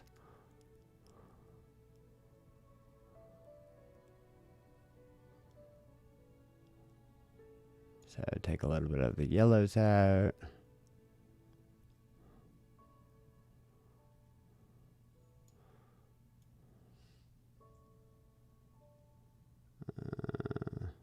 And here we go.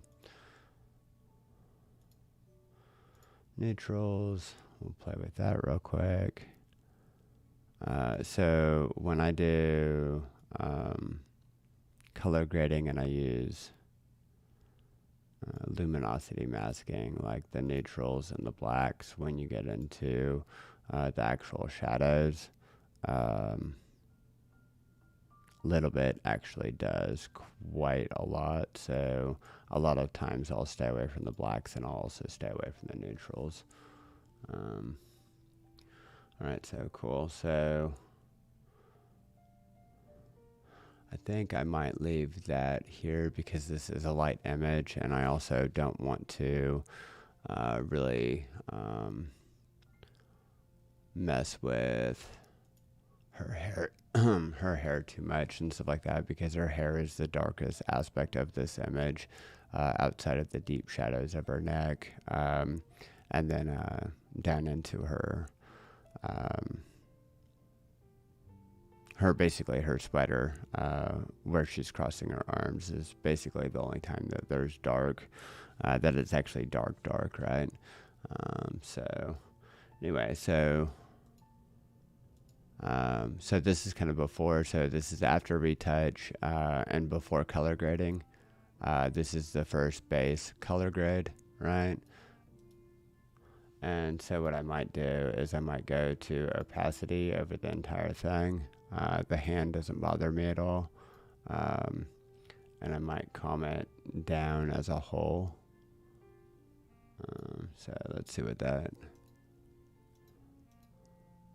So, because what I'm noticing with, like at 100%, like I like the richness of the color, but I also notice that it's a little bit heavy-handed, and her flesh tone is a little bit dark, especially, not like saturated dark, like it's just, I don't know, it's a little bit desaturated or whatever, but it is dark. or something like that. I don't know. All right, brain will eventually kickstart. It'll be cool. It's been a long day. So I'm pretty happy with that. All right, cool. So, all right, so next I'm going to go and start playing with, and I'll do another file folder for this. So I'm going to go back to lights again, but I'm going to play with levels instead. And I'm actually going to bring this up, add this to a folder, call it levels. Make sure it's actually in there. It is. Cool. And then I'm going to delete this layer mask, because usually I highlight or select what I want to select first. So I'll do that, and then I'll add a mask, which will do the same thing. All right, cool. All right, so anyway, levels, you could do RGB channel, plus you could do red, green, and blue, respectively. So I'm going to play with that real quick. And this is where I'm going to see about how kind of dimensional I want to make this.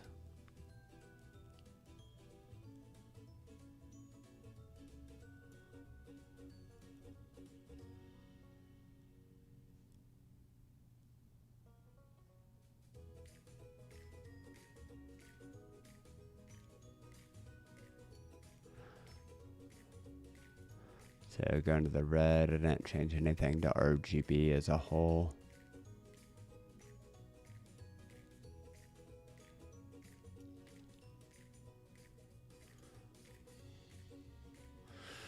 And the music's gotta change.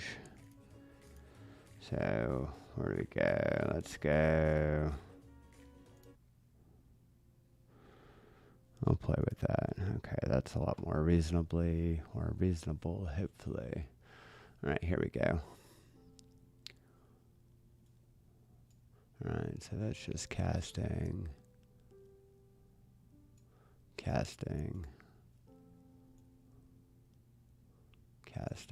Okay, so I'm gonna get rid of that whole thing. I'm gonna go to light 2, select that, levels again.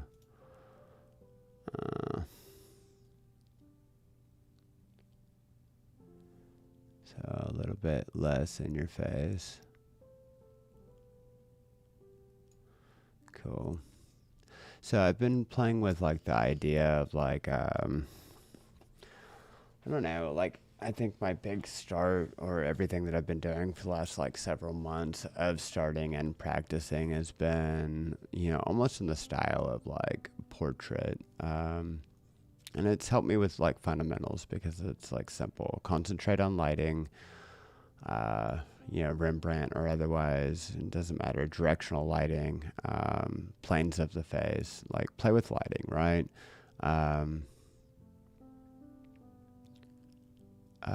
Engage your models. Take your time to really get in there and edit well, right? Do your retouch well. Develop good habits with your retouch. So that's been the last couple months. What I've been craving to do though is like to bring it up quite a few notches. And you know, this is a general blanketed kind of like way of looking at it, but like almost like that edgy fashion and that, you know, editorial type thing. And I don't even, you know, or commercial work or something like that as well. But, you know, I don't know if that's like going to be me as a photographer or whatever. You know, I know that I love fashion. I love culture. I love, being able to influence it, you know, and what better way to do that than to, you know, do photography or whatever that actually is published photography or whatever that moves and shapes culture. Like, I think that's super freaking neat, right? But at the same time, I'm not there yet, and I'm not there yet as in not as in like I can't shoot that stuff. It's that, you know, I haven't gone to even start, right? Um, so I'm trying to figure out what that is. You know, because I could look at reference photos all day. I could look at Pinterest all day. I can look at portfolio websites or magazines all day, you know, or mood boards or whatever. But, you know, but what am I in that? Like, I have no idea. I have no idea because, you know, since I've started, I've used a backdrop so that I can have very controlled settings or whatever and learn the fundamentals. You know, I'm kind of curious, like what branching into that sort of thing would be, you know. So I think I'm going to start experimenting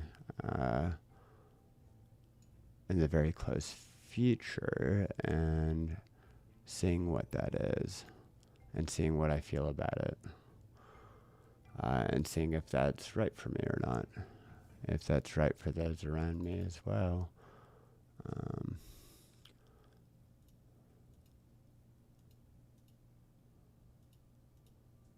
Cool. All right. All right, so that was levels 2 or light 2. I'm gonna go play with 3 and just keep going from there.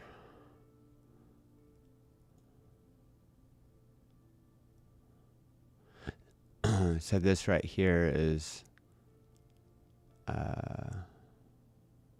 where I can start pushing it in kind of a very specific direction.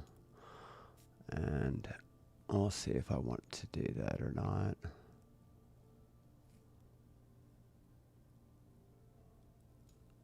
I think I'm going to. I think I'm going to go play. That direction, I guess I'm being cryptic and not actually explaining myself, but it's the idea, I guess, or where my brain's going right now is saying contrasty, but with smooth, soft transitions. Can I pull that look off? Can I do a contrasty, edgy look, a moody look? You know, she's already given me the base for that. It's a moody out of portrait or out of camera portrait. You know, she's got a mood about her. Can I go match the lighting and the color and the feel of the image to actually go and fully kind of honor that and bring that out while maintaining soft I don't know, soft fall off or whatever between values of the skin as well as lights and shadows? Can I do the best of both worlds? I'm going to argue that I can. And so there's the challenge. And so all I gotta do is show up and figure out what that looks like. And once I figure out what that looks like, if I can pull it off, that means that I can go and put it into more work and later work. So,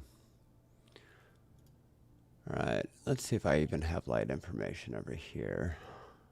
I might not, but I'm gonna test and see. So this is okay, so that's where I can really punch it if I wanted to. Do I want to? So I don't think it's necessary, so I'm not going to. All right, so let's go into the midtones.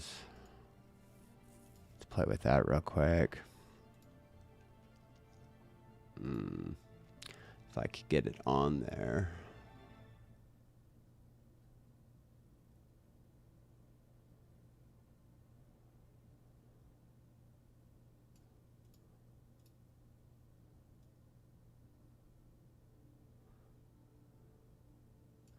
Alright, I don't need the midtones. Let's go to dark one real quick. Play with that. We'll go highlight this. Go from here.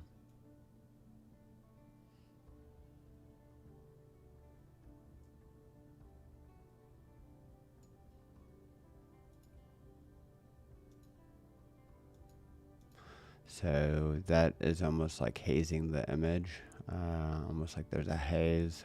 You could do that when you like pull the blacks out. I don't think I'm feeling that. I do kind of like when I'm punching up the lights though. So let's go back. I'll do that ever so slightly. Go to the reds.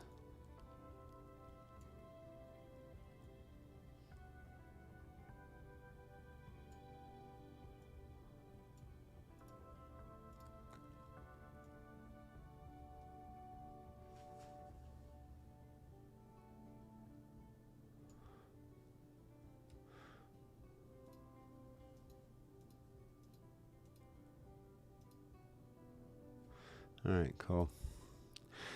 All right, play.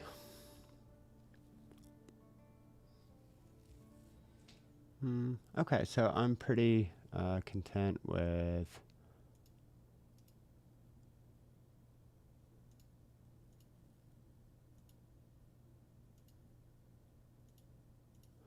pretty content with that.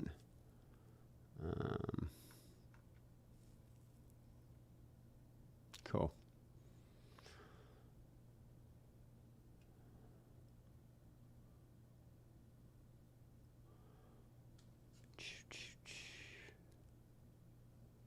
All right, so I'm going to do a general color balance. It's going to be over the entire image. And I think that's feeling very LUT-ish. I kind of feel like whenever I talk about like LUTs and stuff, and I don't know, a lot of people get upset.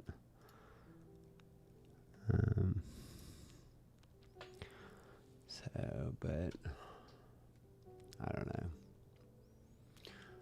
All right, so I'm not liking that.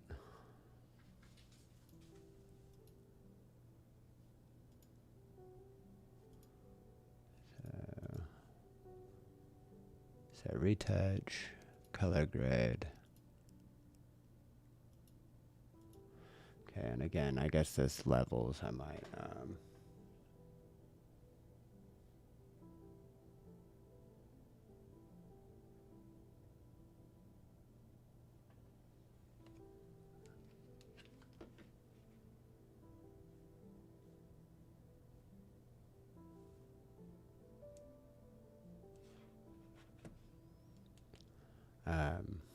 all right, sorry, I got sidetracked. I think I'm going to take the opacity of this down a little bit, perhaps.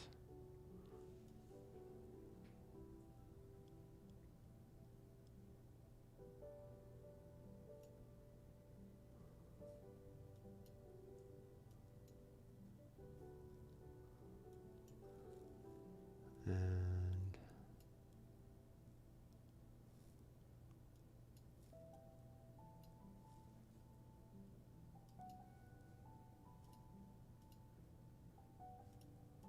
all right, so we'll play with 86 and we'll be good with that. All right, cool. All right, so what I'm going to do with this real quick is I'm going to go collapse all these layers real quick. Now that I have some super contrast and stuff like that in the face, but it's subtle, I'm also going to delete all my luminosity masking. I'm going to change my naming convention, so control copy, control paste, or control V. Let's see, this one. Control C.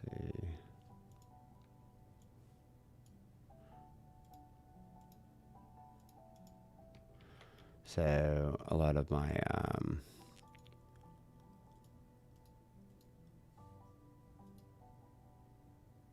okay, so that's out of camera to now. I do believe. Yeah, there we go. All right, so a lot of my actions like follow naming conventions, and they get really upset when you don't follow them. They'll do weird things. So I'm going to delete my luminosity masks because they take a lot of space in the file, and I want to create new ones. I'm going to save my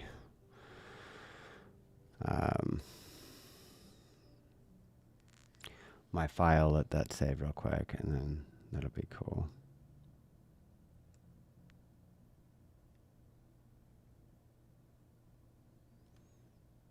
We'll kind of go from there.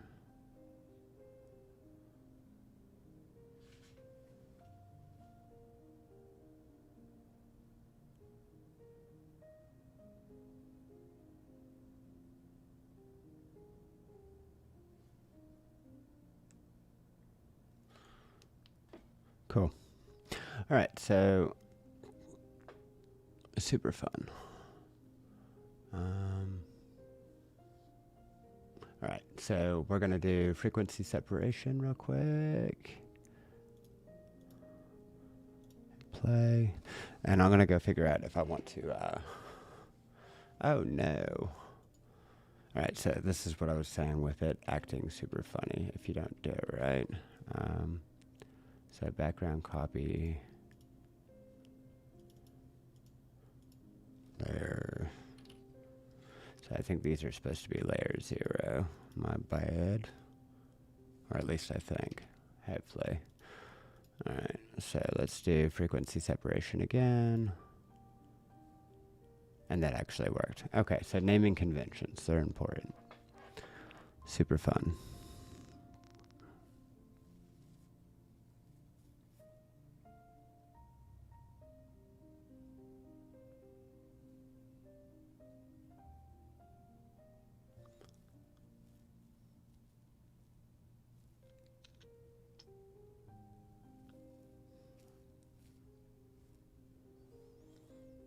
So I'm trying to almost get my, I don't know, I wouldn't say like hustle on or something like that, but I mean, that's the thing that's daunting about trying to progress.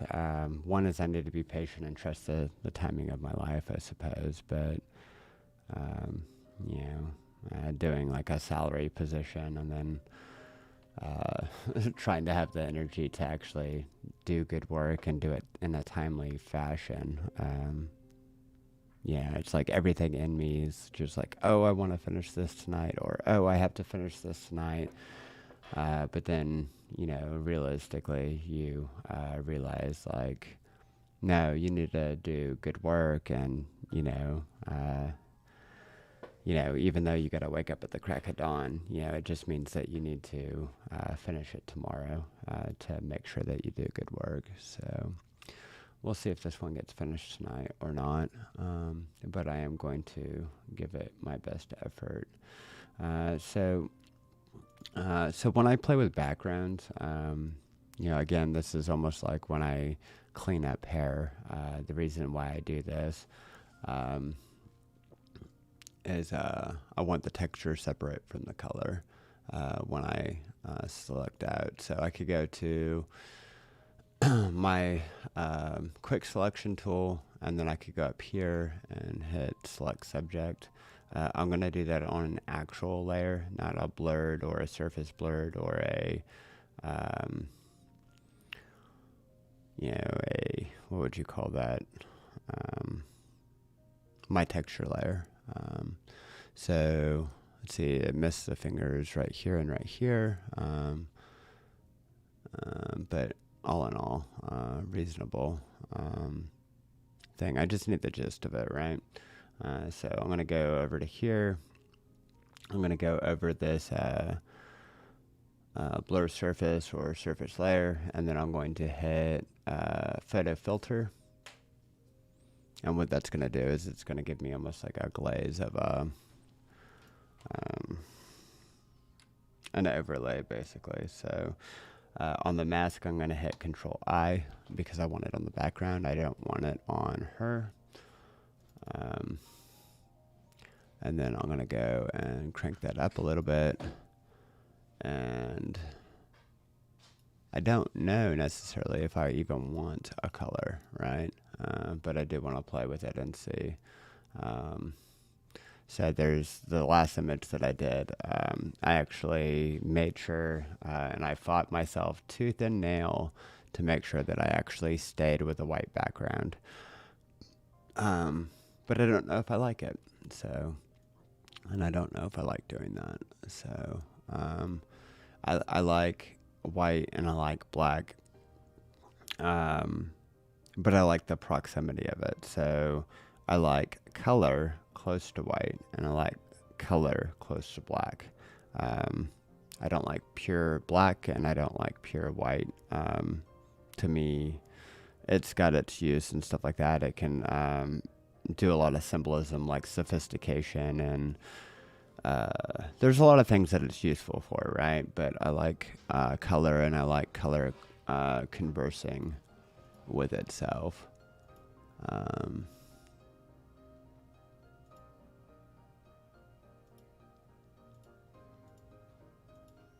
So right now I'm just getting kind of a feel. So I'm going to use her outfit as the gray in the picture, so much like the palette cleanser, if you will. And then I don't know if I want to go into like a complementary between her lips, or if I want to stay to like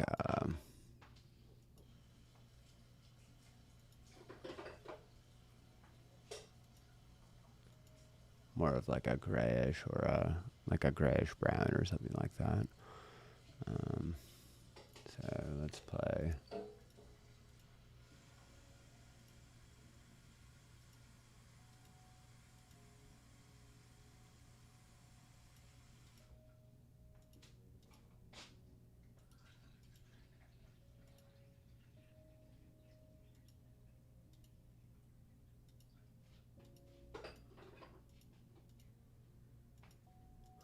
I halfway want to say F it, it's staying white. Cool. All right. We're going to run with it, so it'll work.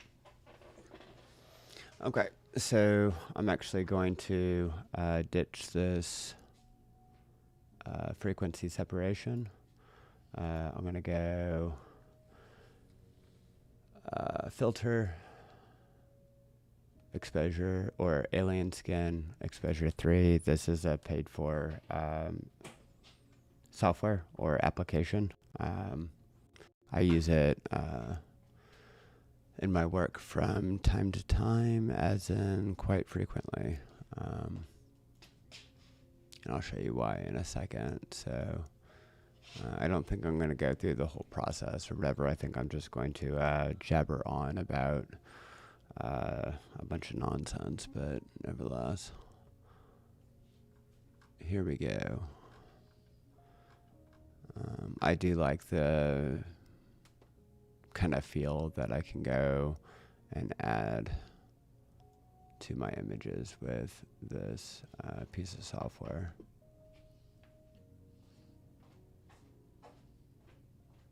So I'm actually going to reset real quick.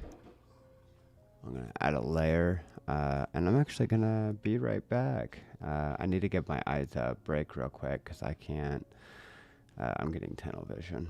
So I don't like the word can't, but yeah, my eyes are getting tunnel vision and I need to see appropriately. Anyway, I'll be back.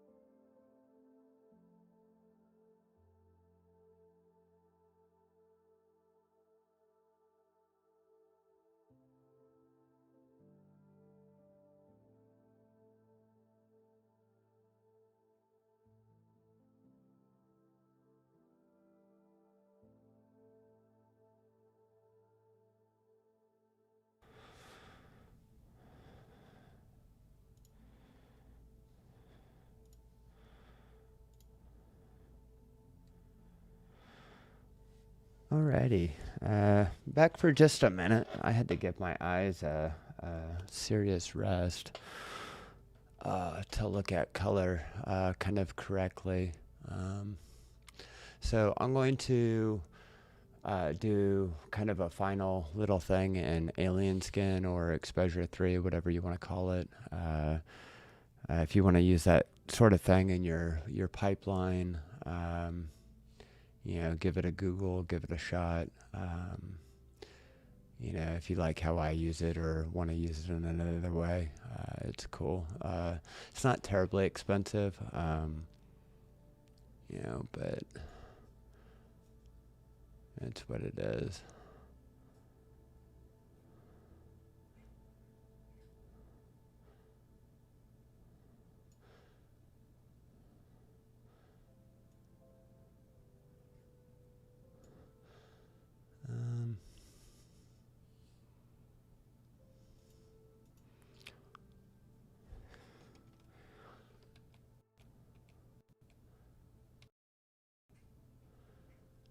Go. All right, so usually I do like temperature and tint, and I do that last. I did it first this time, and I just remembered why I do it last.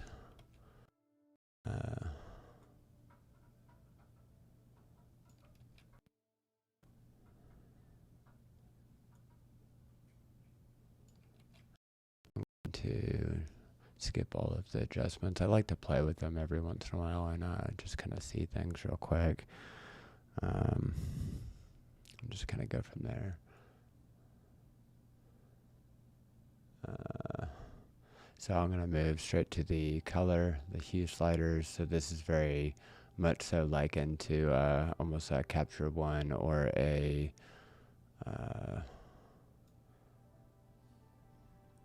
Photoshop RAW. If you open their RAW editor, if you made your image and then did like a RAW filter, you can access it again even if you didn't in the first place. But I like this program because it treats and it reads colors a little bit differently than both Capture One and Photoshop, and it seems that I'm able to independently control colors a little bit better. And so I like to kind of do a finalization, not a finalization, but a close to it, you know, in this program. So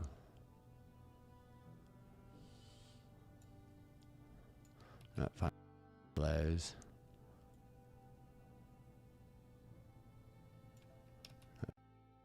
Toes.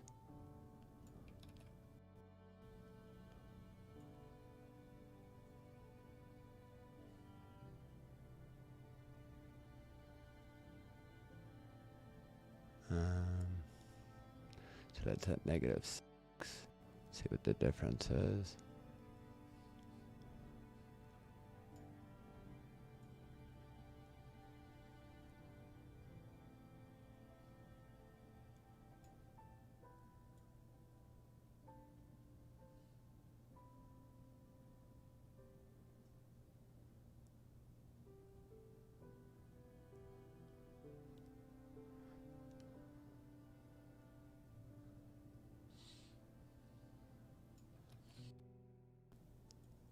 And so again, it's just kind of playing a little bit.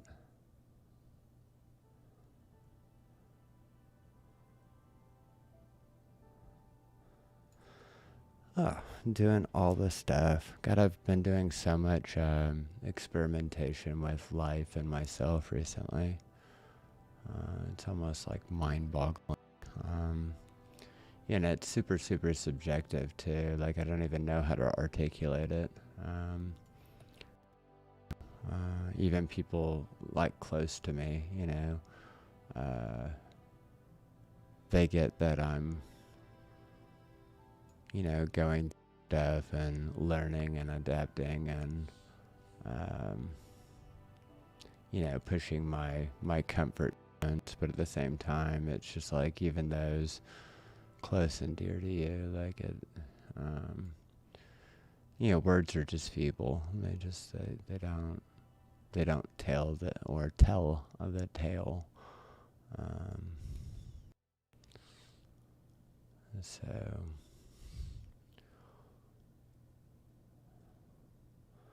but the point is, I guess, is just learning and growing and stuff. And I think when you go and challenge yourself with just a huge array of um,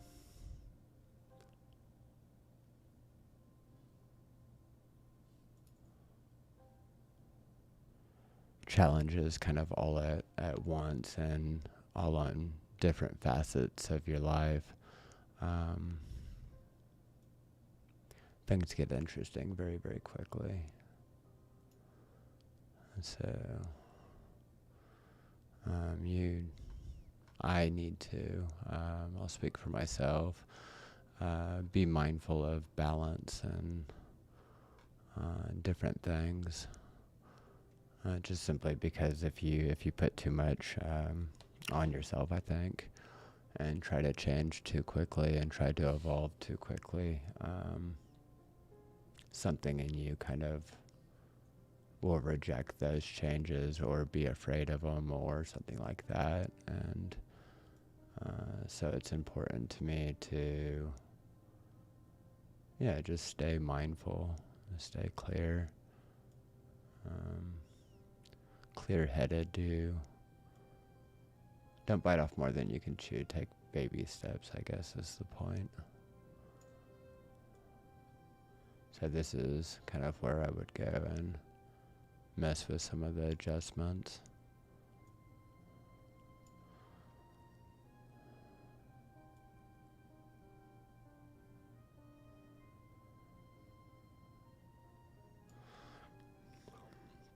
So I don't get it all.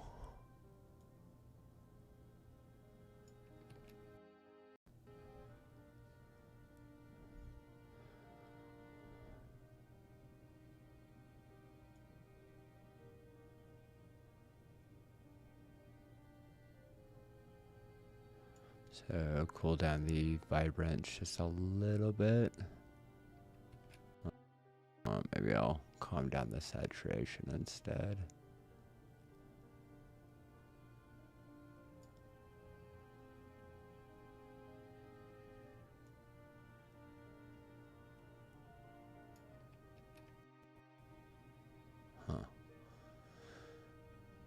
Cool beans. Alright, so gonna add another layer. That's another thing that I like about this is I can work in layers. So it's pretty cool.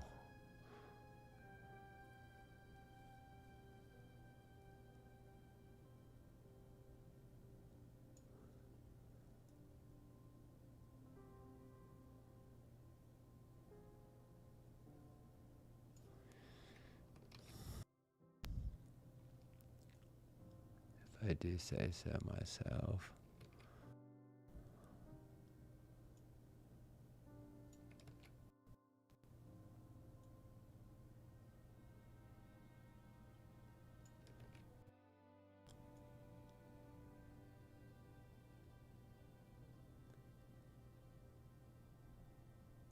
So I like the calmer look on the flesh tones, and then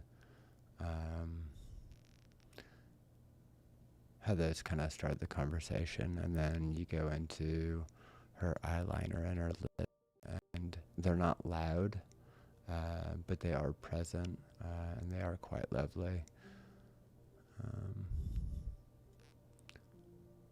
So I think that's the big challenge with working with Danny is she's so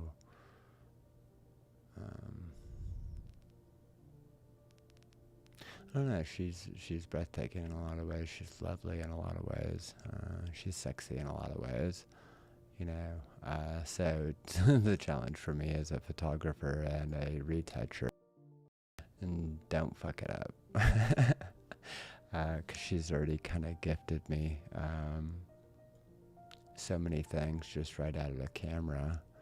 And it's like, oh man, I have my work cut out for me, because you want to do something and you want to have, and you do those things.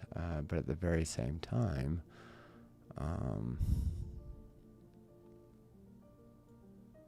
you got to realize to whom you're working with, and that, a lot of what is already present, is kind of gifted to you, and it doesn't need a whole lot. So because she doesn't need a whole lot, everything is very, very subtle that you would do, even though the end result or whatever is quite different. So you're doing these subtle changes that you can build up, but you're kind of honoring what's already there. You're just kind of bringing it out, bringing it to life, and that's just kind of what that is. So alright, so I'm gonna add one more layer,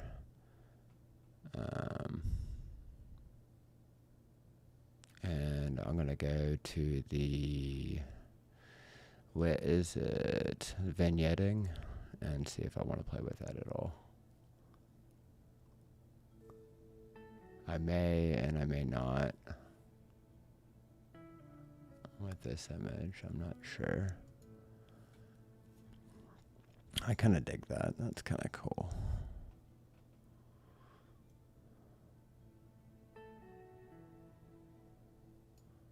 A little bit.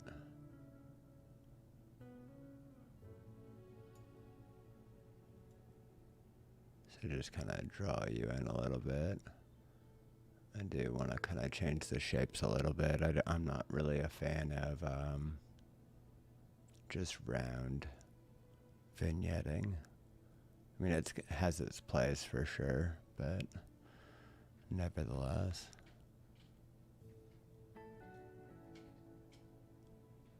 So I think a lot of vignetting, the point is to draw the viewer's eye. But it also creates kind of an environment, and dimensionality, almost like atmospheric perspective, if you will. So atmosphere is probably the correct word for that.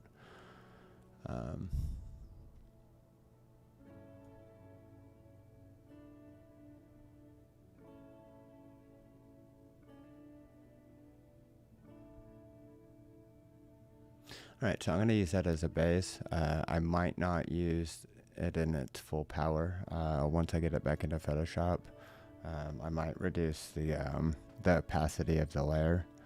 It just really depends.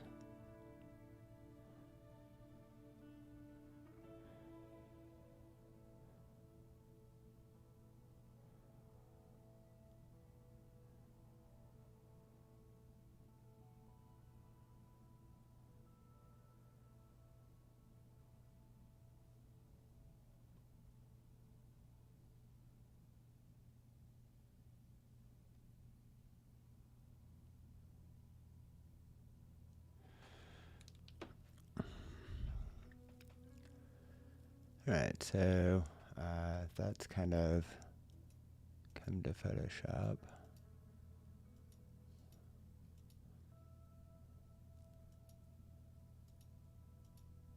And I'm on the fence of whether I like it or not. So let's go.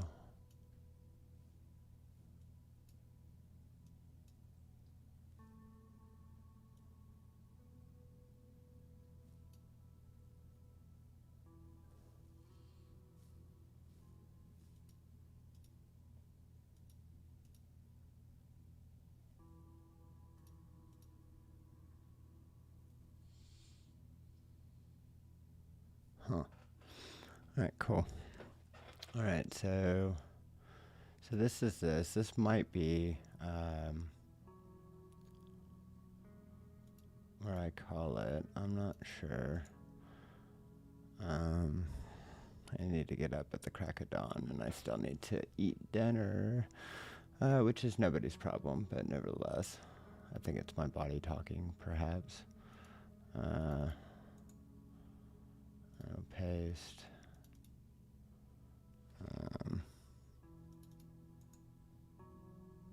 Copy. Paste. We'll go into, let's see, play. Frequency separation.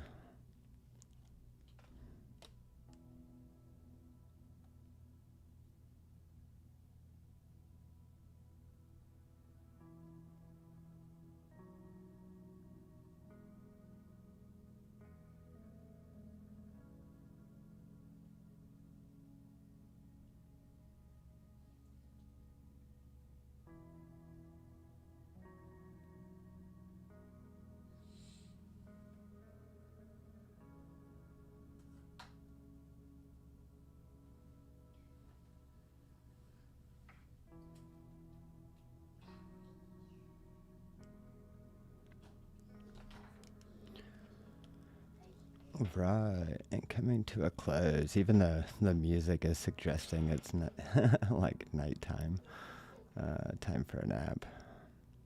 All right, so I got frequency separation, super simple. I'm gonna disable this mask real quick. I'm going to not select her face. Deselect. Let's get this. We'll go to this. And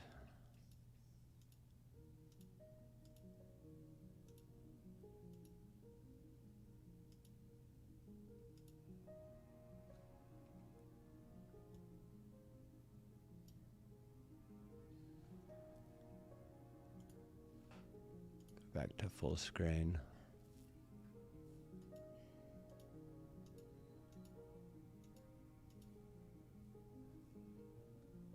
Alright, so I kind of dig that. It's kind of like milky, if you will. So, let's see. Delete layer mask.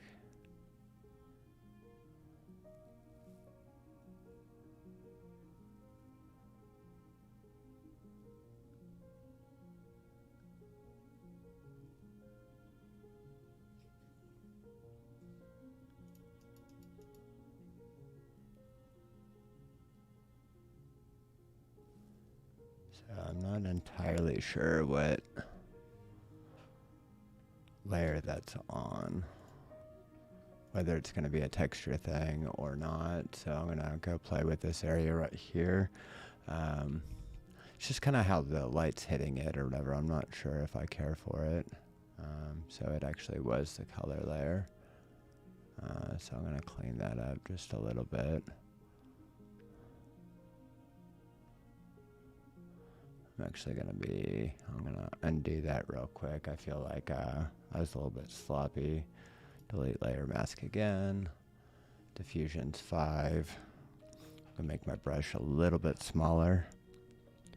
And then I'm going to be a little bit more deliberate and a little bit more precise.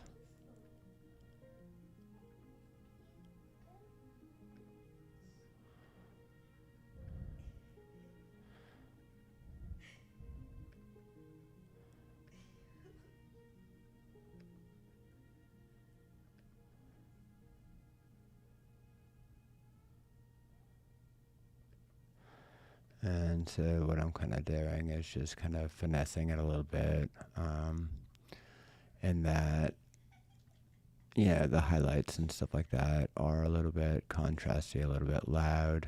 The speculars, more so than anything.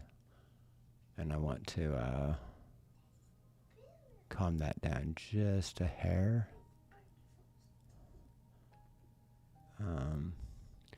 Because I don't want the highlights and the speculars to actually overpower and be what you're looking at. I still want you to be drawn into the eyes. I don't want the speculators to actually be a distraction, if you will. That's probably the best way to put that. You know, I want her blush to be smooth and the fall-offs to be smooth. Just kind of go from there. So what I'm essentially doing is I'm giving her a kind of a wet, fashiony look, kind of a, I don't know, not like oily or something like that, but on the very same token, my brain will work.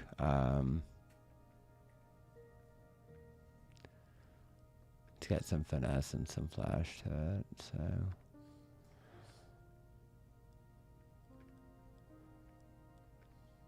I could literally hear it like in my voice, my brain turning off.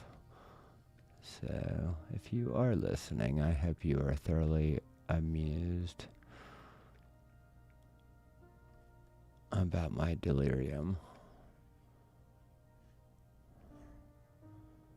So super, super soft again. Skin details are intact. And that's really, really important to me. Right, so let's go back to a view real quick. Let's go to fill screen. I like that. It's really cool. It's moody. Skin looks good. And I did end up doing the where it's really contrasty, but at the same time, if anybody recalls, I was able to infuse color into it, whereas if I made it contrasty like that from the beginning when I started doing my color grading, I would not have the richness of the contrast. So anyway, so this is kind of what I did, the difference.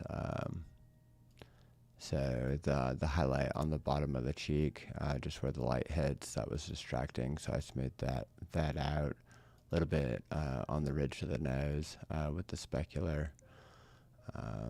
Make sure that you're very much so getting drawn into her eyes. So cool. All right, so let's see. What was I gonna do? What was I gonna do? Blah, blah, blah. I have no idea. Oh yeah, that's what I was gonna do. All right, so I'm going to smash all of that together because I feel like the last cleanup is finalized with all the color grading. Just harmonized it to where it's very pretty and fitting. So what I'm gonna do now is I'm gonna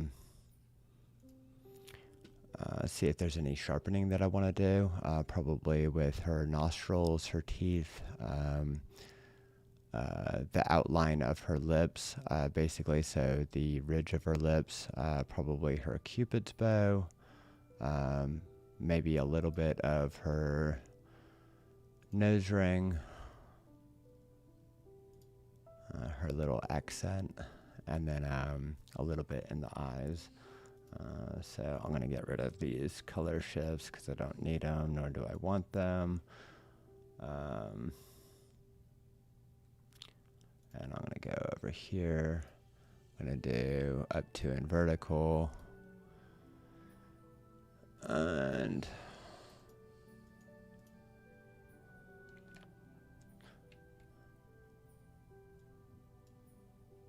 go to this one.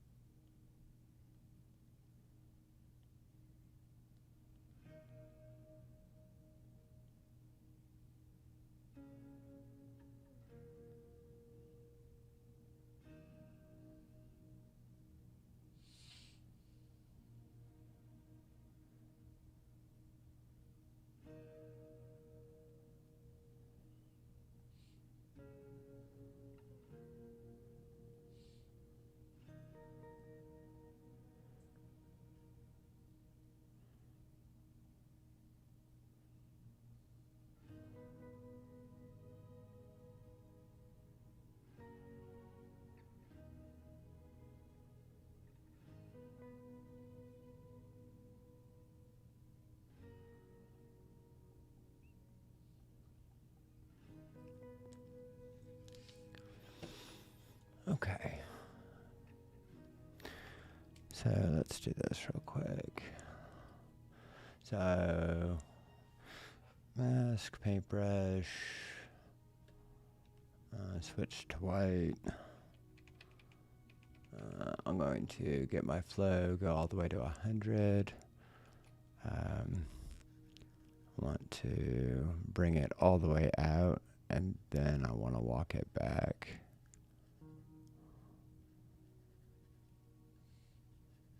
Or paint it back out with a softer brush. I think it's easier to take away what you don't like than paint in what you can't actually see.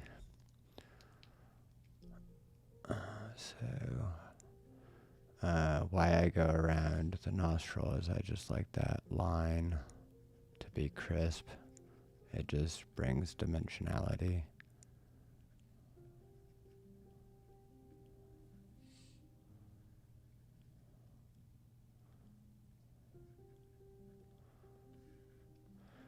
And then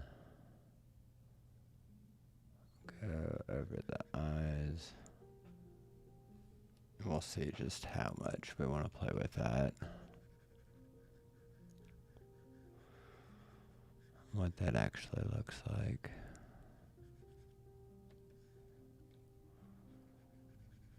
So I think when you're sharpening, especially the eyes and stuff like that, you don't want to overdo it because you still, I don't know, having a degree of like it actually staying organic. You know, our eyes, if you will, like once you get a certain depth away or whatever, it starts to kind of blur itself out. Alright, so I'm going to switch these colors around. And then I'm going to decrease the opacity quite a bit. Actually, quite a bit more.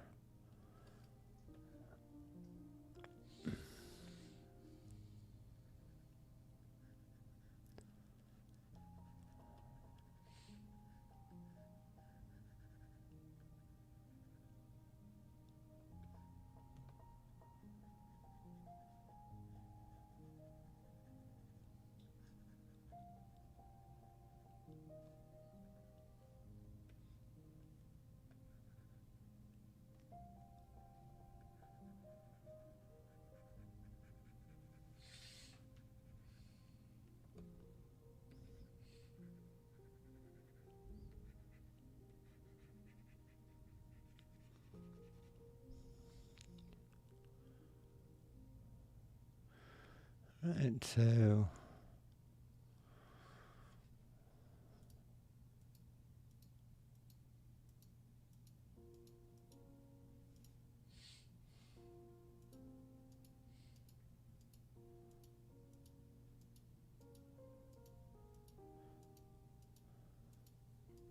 I'd argue that when I shot this, maybe it's just being so close.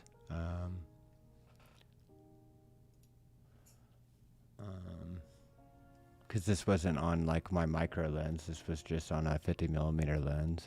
It's very, very crisp already.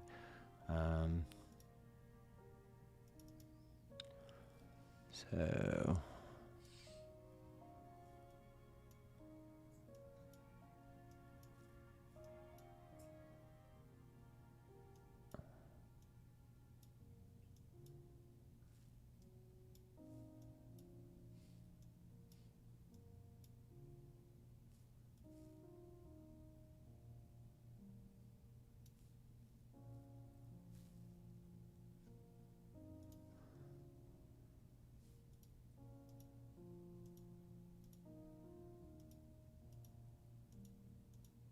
okay, so I give it a little bit more punch, and that's what I like about having the high pass and a smart filter, is I can adjust it without having to redo it, which is actually really useful.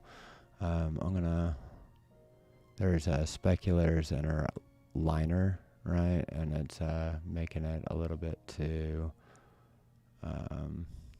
it's almost like it cut it out, so I'm going to calm that down a little bit. And outside of that, I would argue that this is a complete image for being as simple as it is. So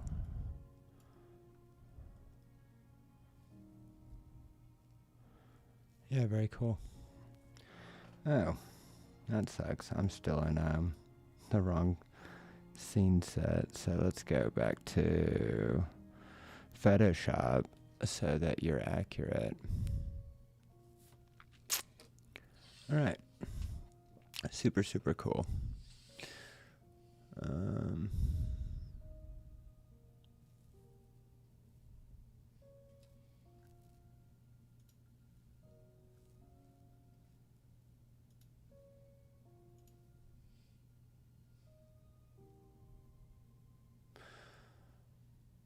So I'm going to go Control E, and then I don't know, but I think I'm going to do this real quick. I'm going to go to Filter, Alien Skin, Exposure 3, and the reason I'm going to do that is because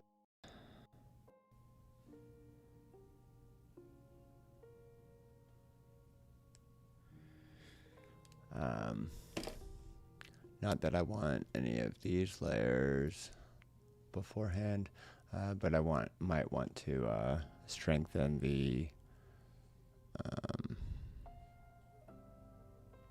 vignetting. So I calmed that down quite a bit, but that was more to, I guess, calm the other colors that were actually in her flesh tones. So I think I want to get that vignetting a little bit louder. So I'm going to see what that looks like, and then make a creative decision, and then just finalize the image, which will be cool.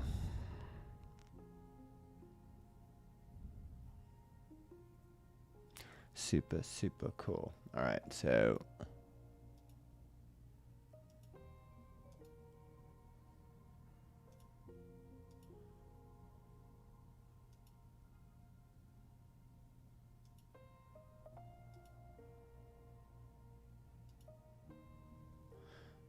let's go in.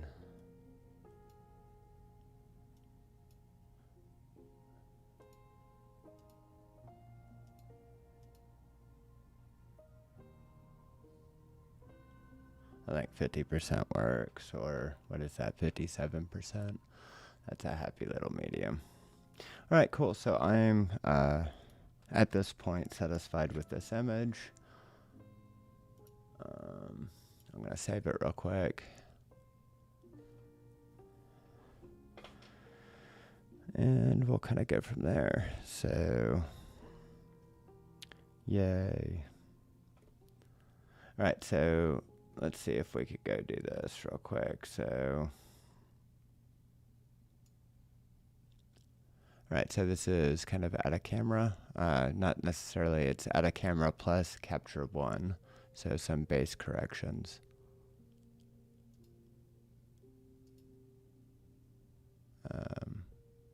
And then that's the final image.